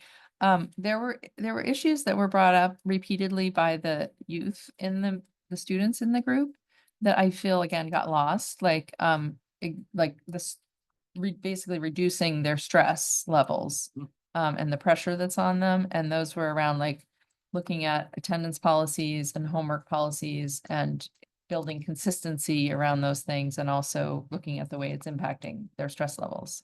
So again, maybe that's gonna fall under one of these things, but I'm concerned that it's not appearing in here anymore. Sure. I think I think as the group, so it's a combination of this particular bucket this year. You've got administrators, you've got district wellness coordinator, you've got a steering committee of folks. So I think some of that will be when we get to the collecting data. There's this question about how are we gonna collect and what are we gonna collect? And I think that has to be driven by some student voice, whatever we're collecting, that hopefully we're pulling student voice to then inform what are the specifics of what students need from the voice of students, so that we could then try to seek out, either build it in-house or seek out partners who can do that work for us. So I think that one of the most important things will be trying to get an effective kind of survey instrument out to students by the end of this year. Okay. That's a big lift, Yeah. by the way. Yeah. And to be able to pull it off in all the buildings and stuff, and in a way that gives us like data we can really use. But anyway, so those are the types of things I think will then in turn drive the specificity of a year 2 plan, a year 3 plan, as part of that work. So. Thank you. Okay, we have Lisa, Lee, and Liz, and Kerry.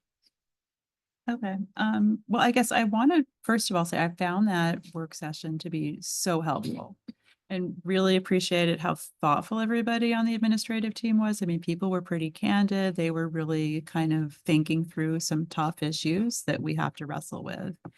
And I think for me personally, some of my hesitancy around the vote in June was not feeling like I had enough understanding of the mechanics of how things were going to work and why they were going to be done. And being able to hear directly from the people who are basically going to be in charge of carrying everything out on the ground was extremely helpful. So I hope that as we go forward with this process, that we can maybe potentially create some other opportunities, hopefully not for that many hours on their day off, but maybe some shorter micro doses of interaction where we can just be able to have that connection and hear more clearly why things are happening and how it's working from their perspective, because it's really helpful. So I think twofold conversation that Brian and Nancy and I have had for a while is this. I think I mentioned the other day is I've been collecting from them what's something that you could explain in 15 minutes that involves you, potentially a staff member and a student from your building, that explains things that you are already in the midst of that are connected to driving towards the portrait of a graduate. And so now I've got all that stuff, and now I'm trying to curate what does the schedule look like for the year? So Mhm. you've got them coming back in for that, then simultaneously also pulling them back in so that's stuff they're already doing. Then it's like, well, what's this stuff? And having some of them in for that type of purpose too. So you're seeing those folks. So that's Yeah. great. And I wanted to just sort of echo what Pip said about the student voice, because I also, when I was looking at this, was sort of wondering about some of those specific things that I was hearing in the focus groups that I was at raised by students that were very similar around homework, attendance, like discipline, like other sorts of things. And even sort of just having consistency from one classroom to the next on how teachers are carrying different things out. So I just don't want to lose that. So I'm very happy to hear that we're going to be bringing that voice in a big way. So Nathan and I might have talked about this in the parking lot, about like, just that there was same, right? I mean, it was similar, you had similar type of comments about some of those things not being as present from some of the conversations that were either in the wellness group or in the personalized learning group. And that some of that stuff got blended in, but not all of it. Mhm. So we were having that conversation as well. Definitely important to find Okay. I students. think she wanted to jump in real quick because it was related. Follow up, because that mine was related to those two. Just a question, because it's I was just thinking about a trend with higher, like that's in higher ed, but the idea of like confidentiality. So like when I was in high school a couple of years ago, I You were microdosing. I had to go to 5 teachers and be like, oh, I've been sick, my homework's late. Oh, I've been sick, my homework's late. Oh, I've been sick. And then you'd have 5 different interactions across all of them. Yeah, we do that too. Okay, so what, I mean, and part of it is that like with this idea of counseling and mental health for someone already experiencing anxiety, that's hugely anxiety provoking. And so what we have to do in higher ed is you go to a designated person, explain one person your situation, get this super vague letter sent to all of your faculty that says, little Zachary, no, sorry, Zachary is experiencing a competing, a health issue currently, please, and it does not dictate, you must excuse them, or it's more like this thing. So it's like, in general, faculty know, okay, fine, flexibility. And we're really good about it. So I'm just saying, I don't know if some of those types of strategies are part of this conversation, but I know I heard about it before. Yeah. Because then you have 5 different people that handle it 5 different ways. Mhm. And you have to navigate all those while being in a place of vulnerability. It's interesting. Never heard that before. Interesting. It's interesting. I think there's lots of different strategies that can be part of kind of stress reduction for students. And I think as the groups who are behind doing some of this work move forward, I mean, those would be things that are interesting for people to consider. Okay, thank you, Carrie. Lee. Okay, so number one, I want to know where you guys are smoking butts, but. What did you say? We're smoking butts. We are smoking. It's On the half day. We have a policy. These We have a funny policy. We're a smoke-free environment. microdosing. So it that's makes right. it anti. We would not volley. Oh, that's good, right. So I want to say the same thing and echo the same thing. That session was absolutely fabulous. I really appreciated it. Yes, did I get into a little bit of the belonging stuff? Absolutely, because I think, and I still strongly think that there's an opportunity that the district is missing and not engaging UNH and the institute that exists there and the knowledge that they have in terms of implementing, I'll say, inclusivity in their actual program. There are some really nice experts there. I'll leave that at that. Mhm. Yeah. Carrie. I also very much appreciate that you've put a placeholder in here for budget. It's obviously been one of my biggest concerns. I think from I'd almost like it specifically called out, and you and I talked a little bit about we did. why, is how do we best support the district as a board, when next year we need to go up in front of city council and make the argument that we need a larger budget. Yeah. You know, how do we make sure we support that as well as possible? Well, and I think, you know, that's particularly true in the, you know, when the environment where we all just, if you lived in town, well, we all live in town, most, we got letters, right? And so people's, you know, the amount that different people are gonna pay is gonna be different, which leads to a crankier budget environment usually. And so it'll be interesting to see what that, so in particular, I would say in a year like this, where there'll be some consternation about change for folks, I think that it'll be important that we have the ability to be very clear about our budgetary needs and how they connect back to what we think overall we're trying to do in our plan. Yeah. I agree. That was the only comment I had, and yes, I got my notice today. Yeah, I got mine too. Oof. I think we all did. So Liz. yeah, so I just want to reiterate the thanks for doing the larger meeting. I think that's great. And that honestly, like if we could build one of those in for whatever topic, like once a year, might be beneficial to get everybody together. I guess I wondered, I think my bigger question was how we're pumping it out to the community. So I guess I have two questions. One is how are we pumping it out to the community? I obviously in this packet, we don't have the bridge portrait and I don't want to like say anything bad about it because I honestly liked it. Could we maybe have like made it like ultimate graphic? Sure. But like, I guess I wondered, is that something that's going to be pumped out to the community? I assume a lot of this is already on the website, but like, as far as like saying, hey, community in the newspaper, we have a strategic plan and here it is.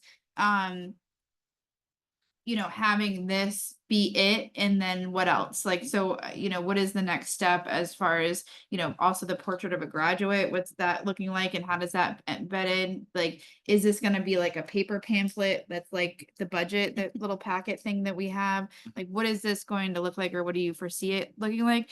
And I have one comma because it is, punctuation day. Oh, where's Is that on page 5 after well-being, there needs to be a comma because there is a comma on the theory of action. And I just like commas, so I think it deserves one Big right there. fan of the Oxford.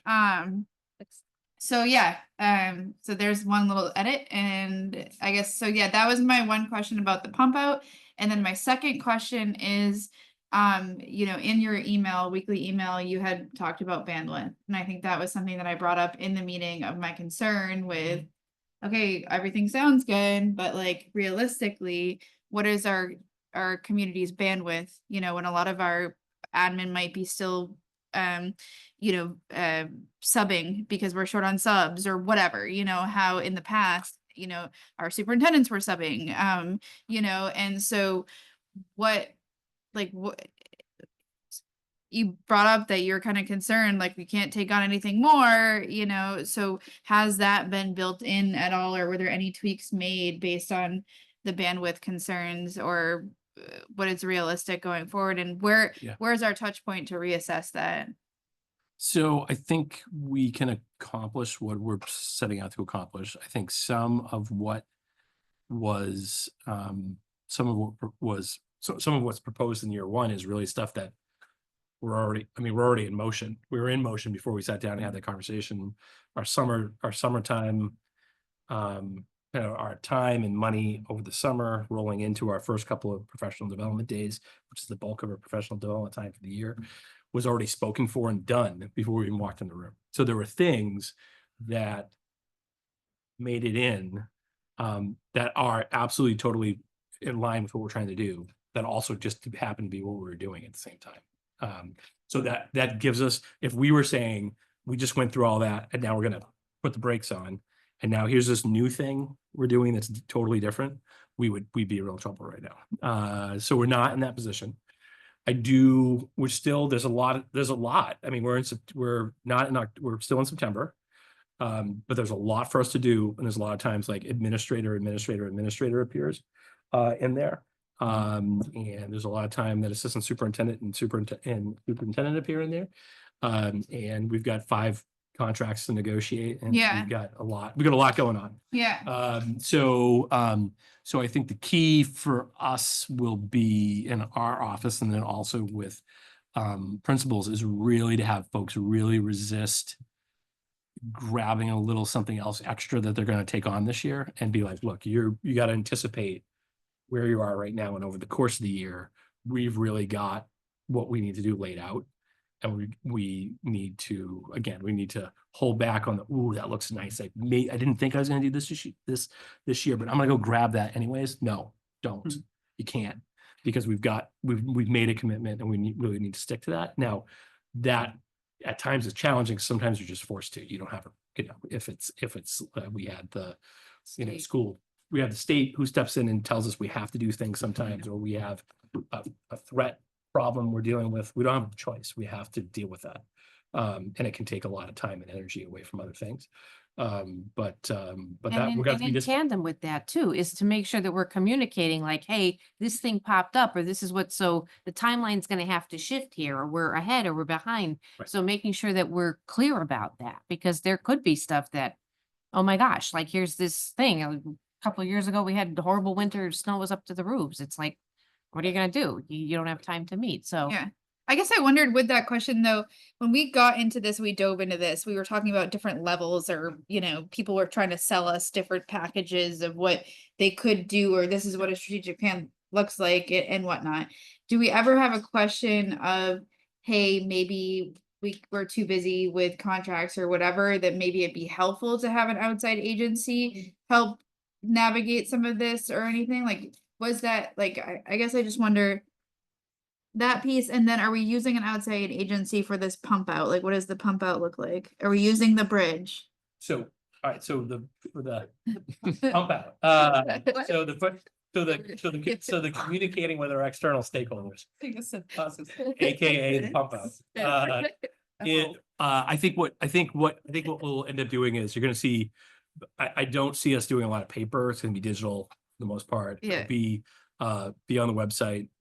We will do some type of communication out to the public that will probably be in the form of newslettery Parenting Square Yeah. type thing, introducing it. I've got there's some things that there's some people we could partner with around short video work that could, edu people, that maybe we could do some short stuff around but again, this is all bandwidth time. Yeah. It's like, so, and it's not part of the strategic plan per se. But do we have the ability to do some of that stuff that kind of push it out and make it more tangible for the public? Yes.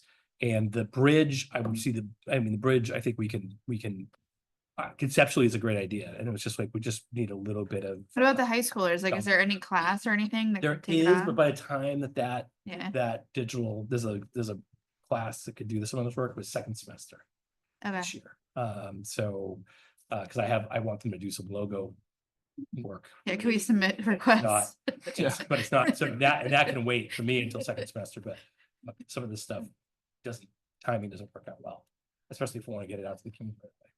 Okay, thank you. Any other comments? Okay, we have a motion on the table. All those in favor, No, we roll need to call. do a roll call. Okay.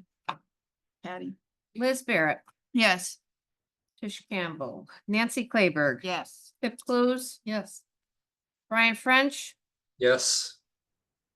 Lee Hudson, Yes. Carrie Nolte, Yes. Lisa Rappaport, Yes. passes.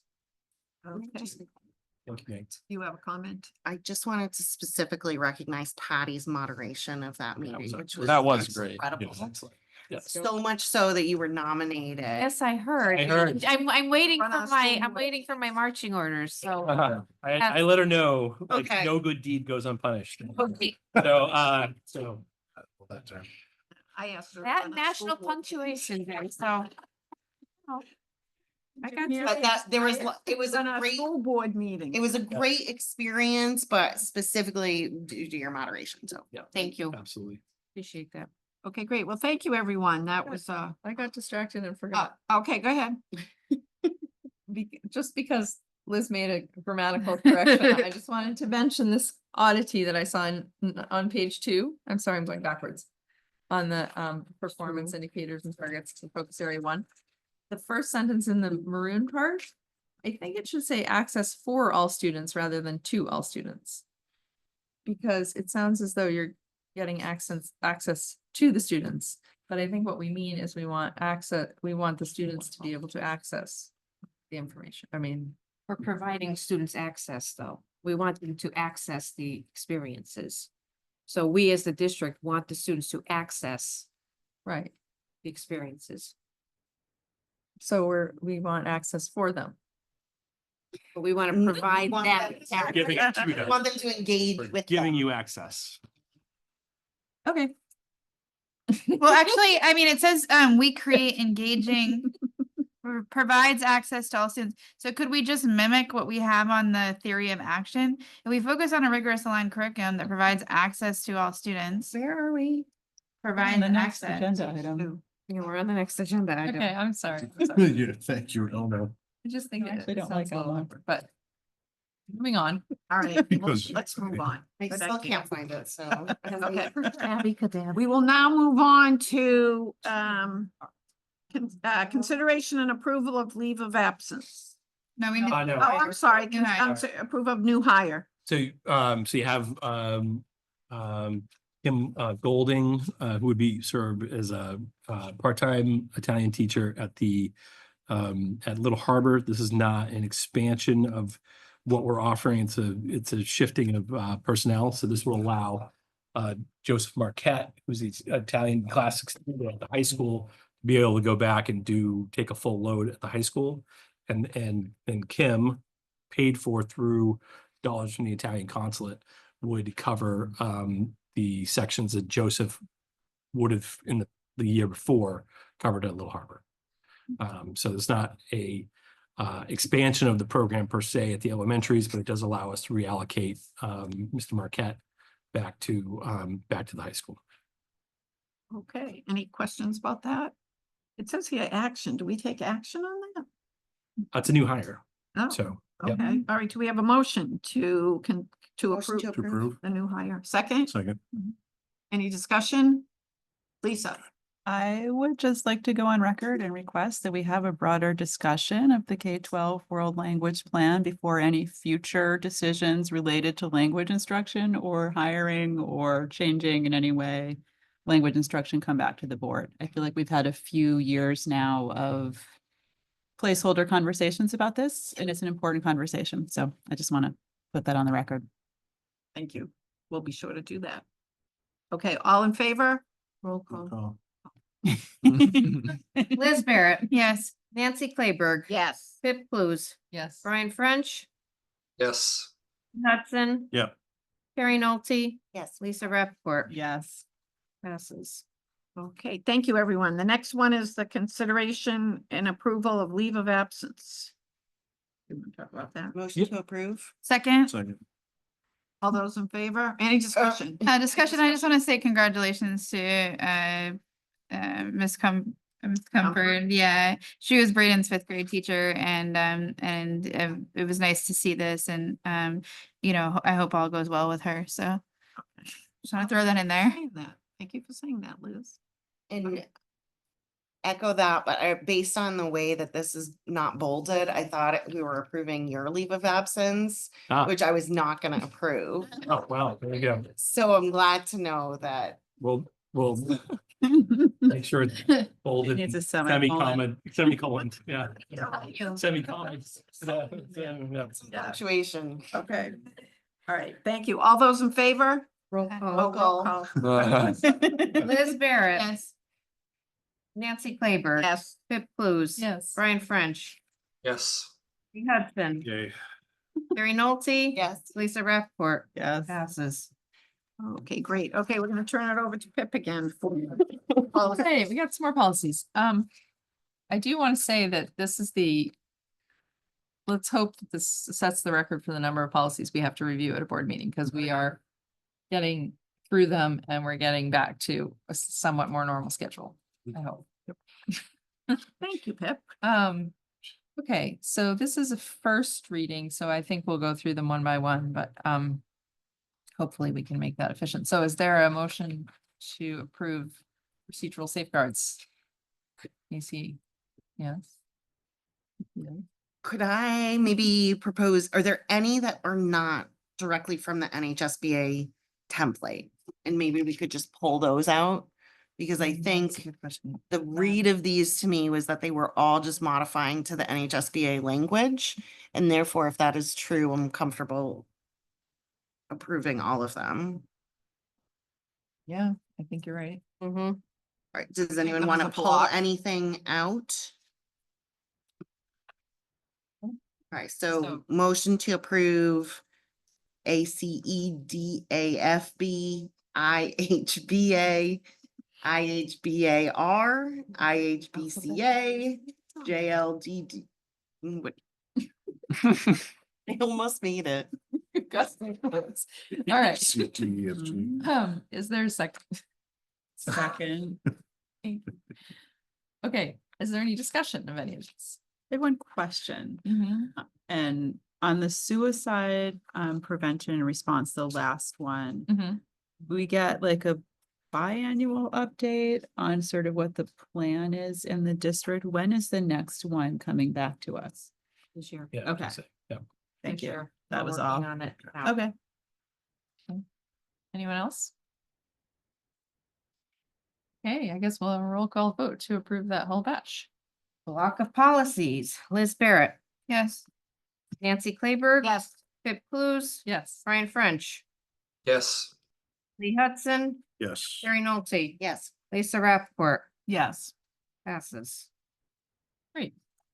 We have one more that is to be approved, we're hoping in a single reading. Because the addition to this, since we saw it in 2022, is very simple. It's just one phrase on line 24, which adds in writing to the way that supervisors need to be notified of new convictions. So is there a motion to approve this policy in the single read? Oh, yes. Motion to approve. Second. Thank you. Is there any discussion? It's a tired group tonight. I, Collectively. Been a long week. so in general, On Tuesday. Yeah. Tuesday. It's only Tuesday, right? Oh, Okay, it's go ahead, Monday. Carrie. So I understand, again, this is the policy we've had and it's been fine. And I think one of my questions, so is from my perspective of like, if we say drug use is nowhere, then we don't understand the risks or things like that. But it was strange to me that the beginning of this policy is really about on campus in the workplace, which makes sense. But then it goes into under 4, so starting at line 21. I feel like that notify their supervisor of any criminal drug statute is like a separate part. Not that I'm disagreeing, but I think it's very strange that it's a conviction. So like you wouldn't know if someone was arrested for trafficking something, Adderall. And I mean, obviously the NHSBA like has this. It just was. But this, I mean, I'm reading it right. This is specifically for a violation On. campus. on On campus. campus. It's not general. It's not you're out in your life. You have to notify Okay. if okay, you're okay. convicted of an on-campus. Now, I would assume we would know through our own local law enforcement what's going on. But but I think on this is exclusively is an It's only at the on-campus. workplace. Yeah. Okay, maybe that's where I'm Yeah. getting. Well, Carrie, I think what you're bringing up though does speak to something we talked about in the last policy meeting, which is that while we're trying to make our policies more consistent and limit the number of them by modeling them after the NHSBA, we're also what feels like we're doing is losing, in my opinion, is losing a little bit of our like identity as a district. Because we're just accepting most of the policies. Now, some of them are required legally, and that's what we've been doing, is trying to align ourselves with those. But I think there's room for more conversation, like we talked about with cell phone policy, for instance. Like, there are bigger issues that we as a district should probably discuss. And I think what you're bringing up about sort of like, well, does drug-free workplace suggest that there aren't drug problems at school? You know, I mean, it's sort of, it's like it's a bigger conversation, and I think Yeah, that's I a mean- valid conversation. But so what we discussed in the policy committee is that we're gonna now that we've gotten through the bulk of the required ones and the updates, the fall updates that just came in, and the spring updates. We are going to try to make some more time for those more we've philosophical made conversations. Amazing progress. Paula and I met today. We've made amazing How far we've progress. Yeah. Like, So that's a little bit tangential to what you were saying, but I just wanted to share that with everybody. So, so we know that in these reviews where we just changed something Yeah. quickly because we've already reviewed it 2 years ago, It doesn't exclude it from, coming back in a more general conversation, what we actually want for our schools.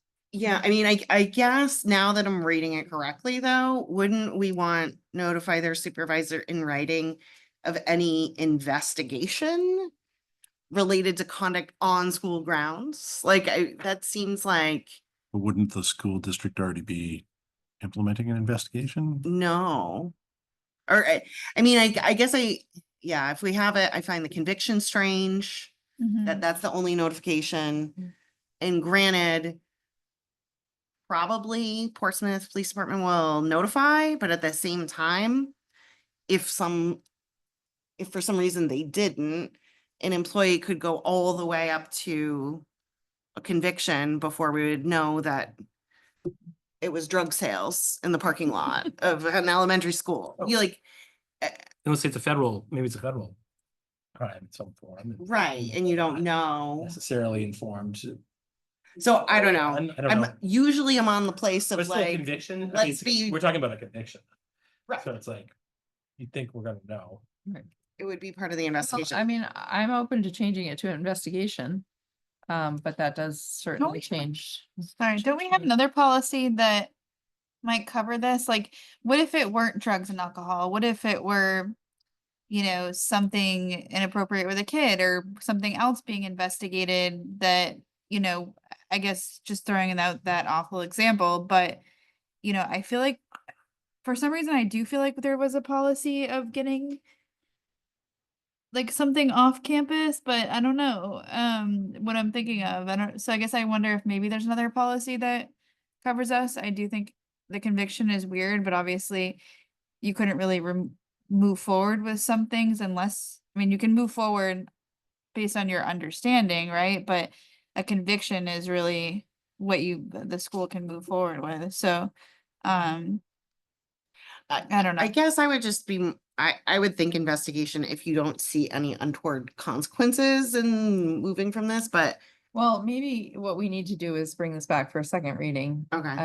and look into Chat that about it. question, just run it by legal to make sure that there's no reason not to change it to investigation. And I also just appreciate your conversation about like a bigger thing. I think that there are lots of laws focused on drug-free workplace, drug-free school, but they lead to people not disclosing concerns about substance use. And so like in general, it's like New Hampshire's a recovery-friendly workplace initiative, which not only is supporting people in recovery, but also people who are actively using, and that has a whole set of workplace policies. That might be for that broader conversation once you get through this slog of policies. and, but one other point is if you look at the very end where your legal references are, and this is critical, is this also, it impacts our ability to receive federal funds. Yep. So this Oh, isn't just a New Hampshire right, thing. right. This is a federal, so if we're saying we're drug-free and we're receiving Title I funds, IDEA special ed funds, and we're not abiding by the federal laws, we lose a lot of funding. So this is one place where we want to make sure we're in good with federal expectations. Understood. Lee, did you have a question? Yeah, I'm just still baffled at how, if somebody was actually, I guess, detained is probably the best word, for some kind of substance violation on school grounds, wouldn't that entity be required to report to the school district? And wouldn't think. there be an independent Probably investigation? closing a loophole. Yeah. I mean, if you take out that in writing, well, I told you. Well, no, you didn't tell me. You, Huh? Well, No. and, I think, I mean, but they're trying to create accountability for. well, and that's why Individual I'm employee. actually agreeing with the fact that it's about the conviction, because there's already gonna be some information that's been delivered to the school district in relation to that violation. I don't know how you wouldn't, if it occurred on school grounds, there'd be a requirement to actually have that happen. I would say that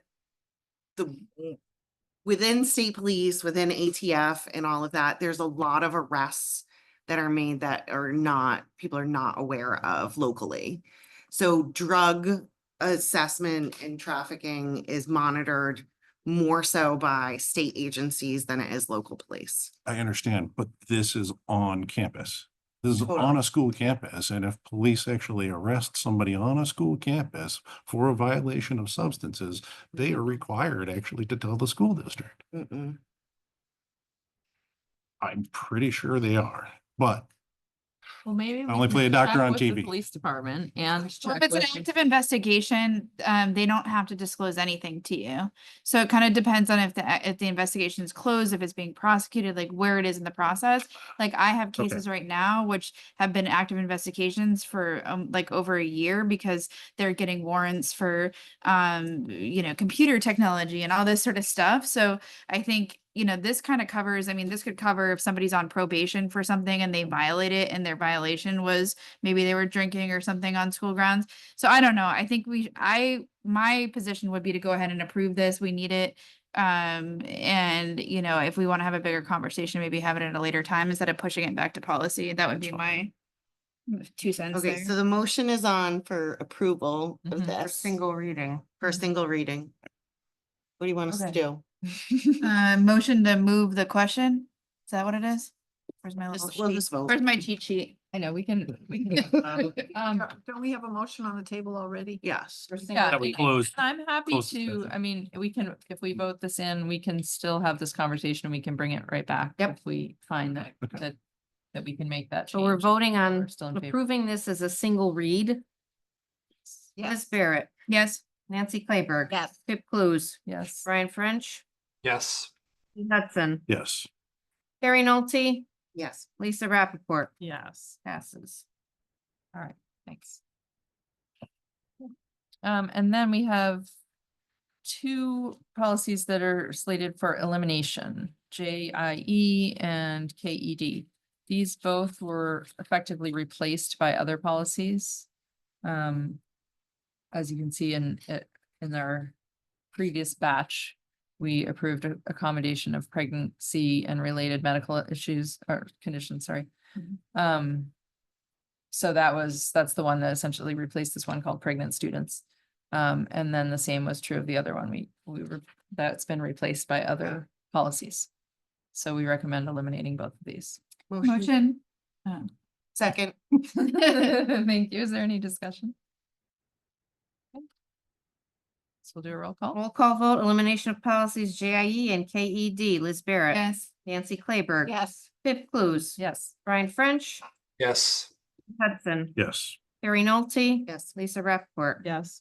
Passes. Okay, thank you, everyone. In the committee room. Now we're up to committee Oh. updates. Pip, do you Yeah. have any That- comments about the? I do, Okay. very much. So we have a system that we've developed for keeping minutes, and you may have seen my email, you may not have, because I just sent it out this afternoon, but the way that we're dealing with the policy committee minutes right now is that we're legally required to post them within 5 days, and that hasn't been working out so well from my end. So what we're doing instead is we're posting the very a very brief outline of specific changes that we're suggesting or our recommendations with the policy, I mean, for each policy. And then I am later providing a more narrative version of the minutes to share with the board before our board meetings so that you have an explanation of sort of the content of the discussions around those changes. So I don't know if anyone has any questions about that, but I just wanted you to know that there is if you see those minutes posted online, there's also a second version that is more detailed. Yeah. Yes. I appreciate that update. I actually wanted to, apparently I'm on Team Patty tonight. But I wanted to just note that it looks like Patty's doing a lot of the coordination that was previously done by our legal counsel. And just that's like an added responsibility with that retirement and how that It's not just an fits added, in. it's a huge responsibility. Huge responsibility. She's doing all the work ahead of time, which has made our work much And easier. just thinking about how administrative roles reconfigure and with departures and whether that's something we need to look at for. Well, I will say that I think it's a little bit of a challenge not having a legal input at the policy meeting. Because I think there are some simple questions that could be answered very quickly if we did have that. But I don't think that alone warrants a whole new position. It's just that we do miss Kathleen for that reason. Or do we need to request that educational law consultant be present at those meetings? I don't think so. I think the way we've figured it out is to send things off to them if we have particular concerns. But it just takes more time. But yeah, Patty's work has been invaluable for the committee. Okay, thank you, Pip. That takes us to future agenda Oh, requests. sorry, I have a committee update. Oh, you do? Yeah, I mean, it's been getting rec minutes turnaround isn't always quick. So we did have a rec board meeting on the 18th. I don't have minutes for those yet, but I just want to update that the rec board is going to be having a work session regarding the sports complex that the city council is requesting. I believe that would be on the community campus. That work session is going to be October 16th. So there's a lot of discussion around, the use of the community campus land, and obviously that affects our students greatly because like a lot of our students are playing there, but we also have Lister Academy there. There was a South Mill Ground playground survey as well for families to take a look at. And so just be aware that that's out there. There's a Fall Family Fun Fest on the October 26th at the community campus with a lot going on there. So just a reminder of that. Another big topic, the major topic of our meeting was the another turf field at the community campus. So there's currently one turf field. And interestingly, there was conversation around the fill. And we had all those conversations around the high school. And so now there's a conversation on the rec board because right now they have the natural fill in that field. What is it? It's the walnut shells, the shell, so it's a natural fill, but unfortunately for the kids that are playing there and or students that are playing there and adults as well, that natural fill, I think we determined that we were going to use at the high school rubber fill. So both me and Counselor Blaylock brought up this issue of transitioning to rubber fill for this new field that they are doing all the work on. They're going to expand the parking lot as well. However, they don't want to cross contaminate and whatnot. So I think if you or your students feel strongly about one fill or the other, I think now is the time to speak up a bit about it. Obviously a minor issue, but there's so many kids playing there that I think if, and obviously there's these, the controversies around the turf field. I did ask if we could keep it, or just a regular field at this point, we've already committed to having a second turf field. There's an importance there to have a second turf field in our community because there is that many folks and organizations that need fields that unfortunately the school department or the rec department can't fulfill at this point. So there's some pretty big discussions happening with the rec board around these things. And so, obviously we'll bring that back. But these things, this meeting happened to be a pretty busy one with that. So happy to take any questions too, but just want to update. Pip and Kerry. I don't know if I understood. Is the walnut thing an allergy issue? Or No, what's it's- the problem with the it's- walnut, Phil? It's great shit. Yeah. No. You're on, you should talk. You should talk. No, no, I'm no. not on the rec board, so. Well, no, so when we Sounds had bad. these, yeah, so Like when we chose the rubber infill for the high school, it's just there's a lot of give there and so they wanted to add an extra pad, although I think we added an extra pad even with the rubber fill. Yeah. They're saying, well, we have this extra pad, so that discussion around these fields happened before we had our high school discussion and sort of was already planned out to have two and build it in a phase approach. And so they built the one and then we had this whole high school discussion and built ours. And then now they're building the second one. And so the second one is like, we're going to continue to use this fill, but there's been a lot of complaints there because this, I need to pull the name of it. Because I keep calling it the wrong thing, but unfortunately though too, our meetings aren't recorded for the rec board, so I can't easily go back to the slideshow. I think it might have been emailed over, but the infill that they use is basically walnut shells, and so when the kids are falling down or whatnot, it's really scraping them. It's not like they're falling on rubber. The reason why it was chosen was because there's all these questions around the what's the word for it? I'm just getting too late.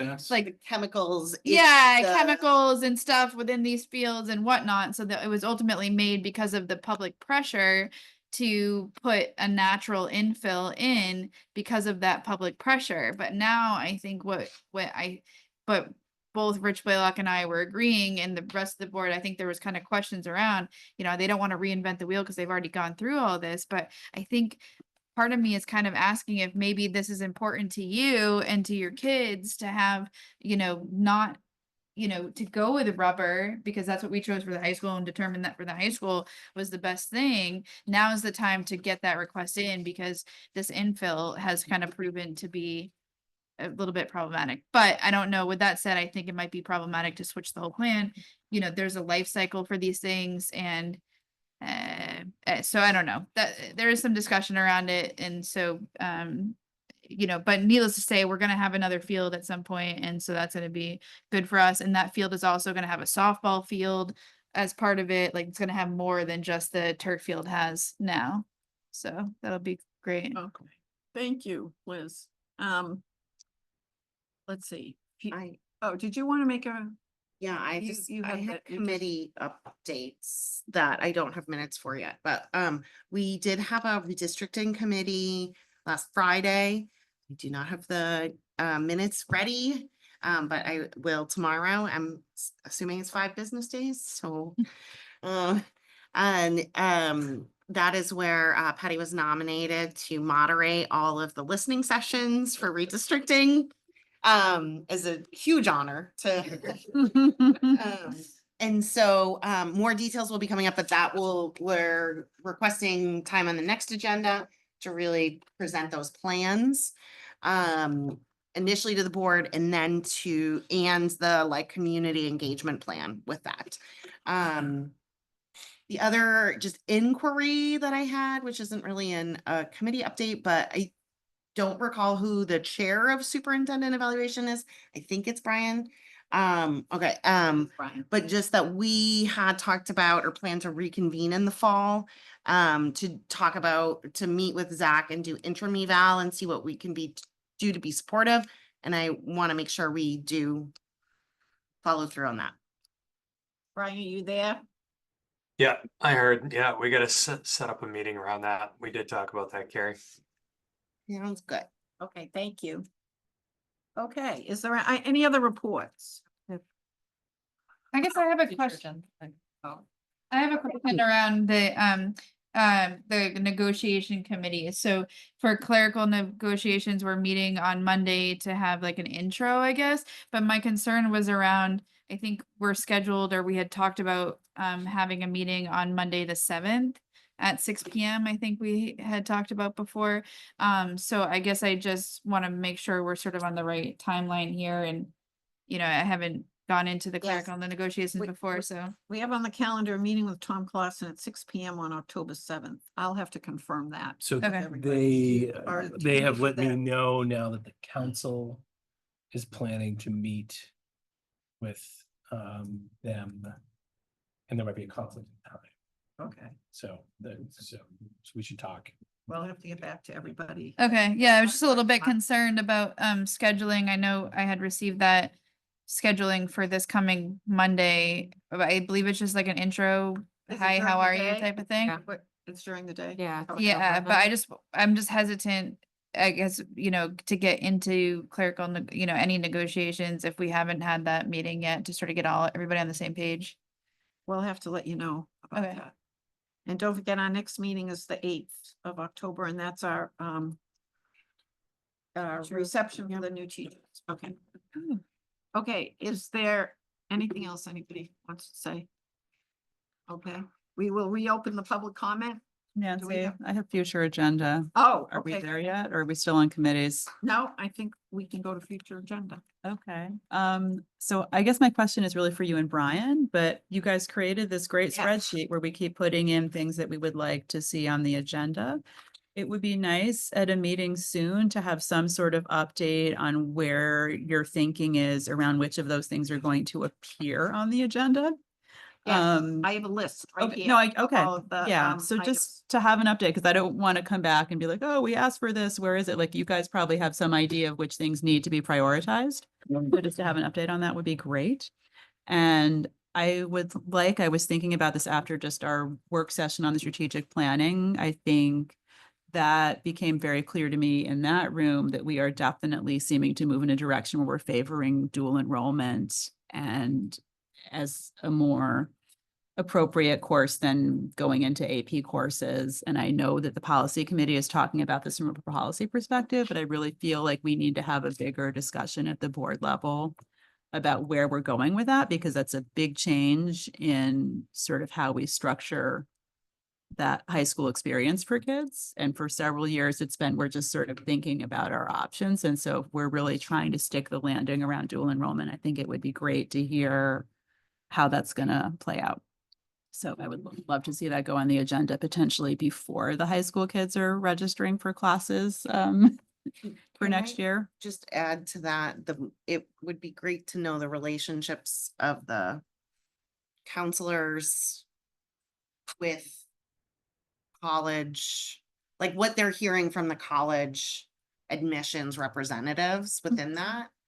So I think that would be my request would be to hear from And we have What do you that, call we them? have that information. college counselors. College admission people. They Yeah. they did this at a parent meeting at the Yeah, high we have school. that- They we did have a that survey. information about How the, yeah. I think you So, mean well, at we can the, do it again. yeah. We Yeah. can I don't know if I'm talking about. reiterate it. I guess my hope was that if Lisa was our college admission high school person, that she would have been talking to the 5 college admission reps that we work with most commonly, and they would have given Lisa feedback, because I don't know what this position is You know, called. we surveyed, You were we not. surveyed, we did did a do big that. survey of college reps last year. Yeah, we, Yeah, it's- Okay. All right. And I Well, know why like don't the you college keep counselor at the meeting? high school has talked about this in a really smart way. Cause it's kind of not like a totally cut and dried thing, at least from what I'm hearing from her. But it would just be nice to know how we're thinking about it going forward. And she's on leave. at the moment. We know. Yeah. She is missed. okay. Anything else?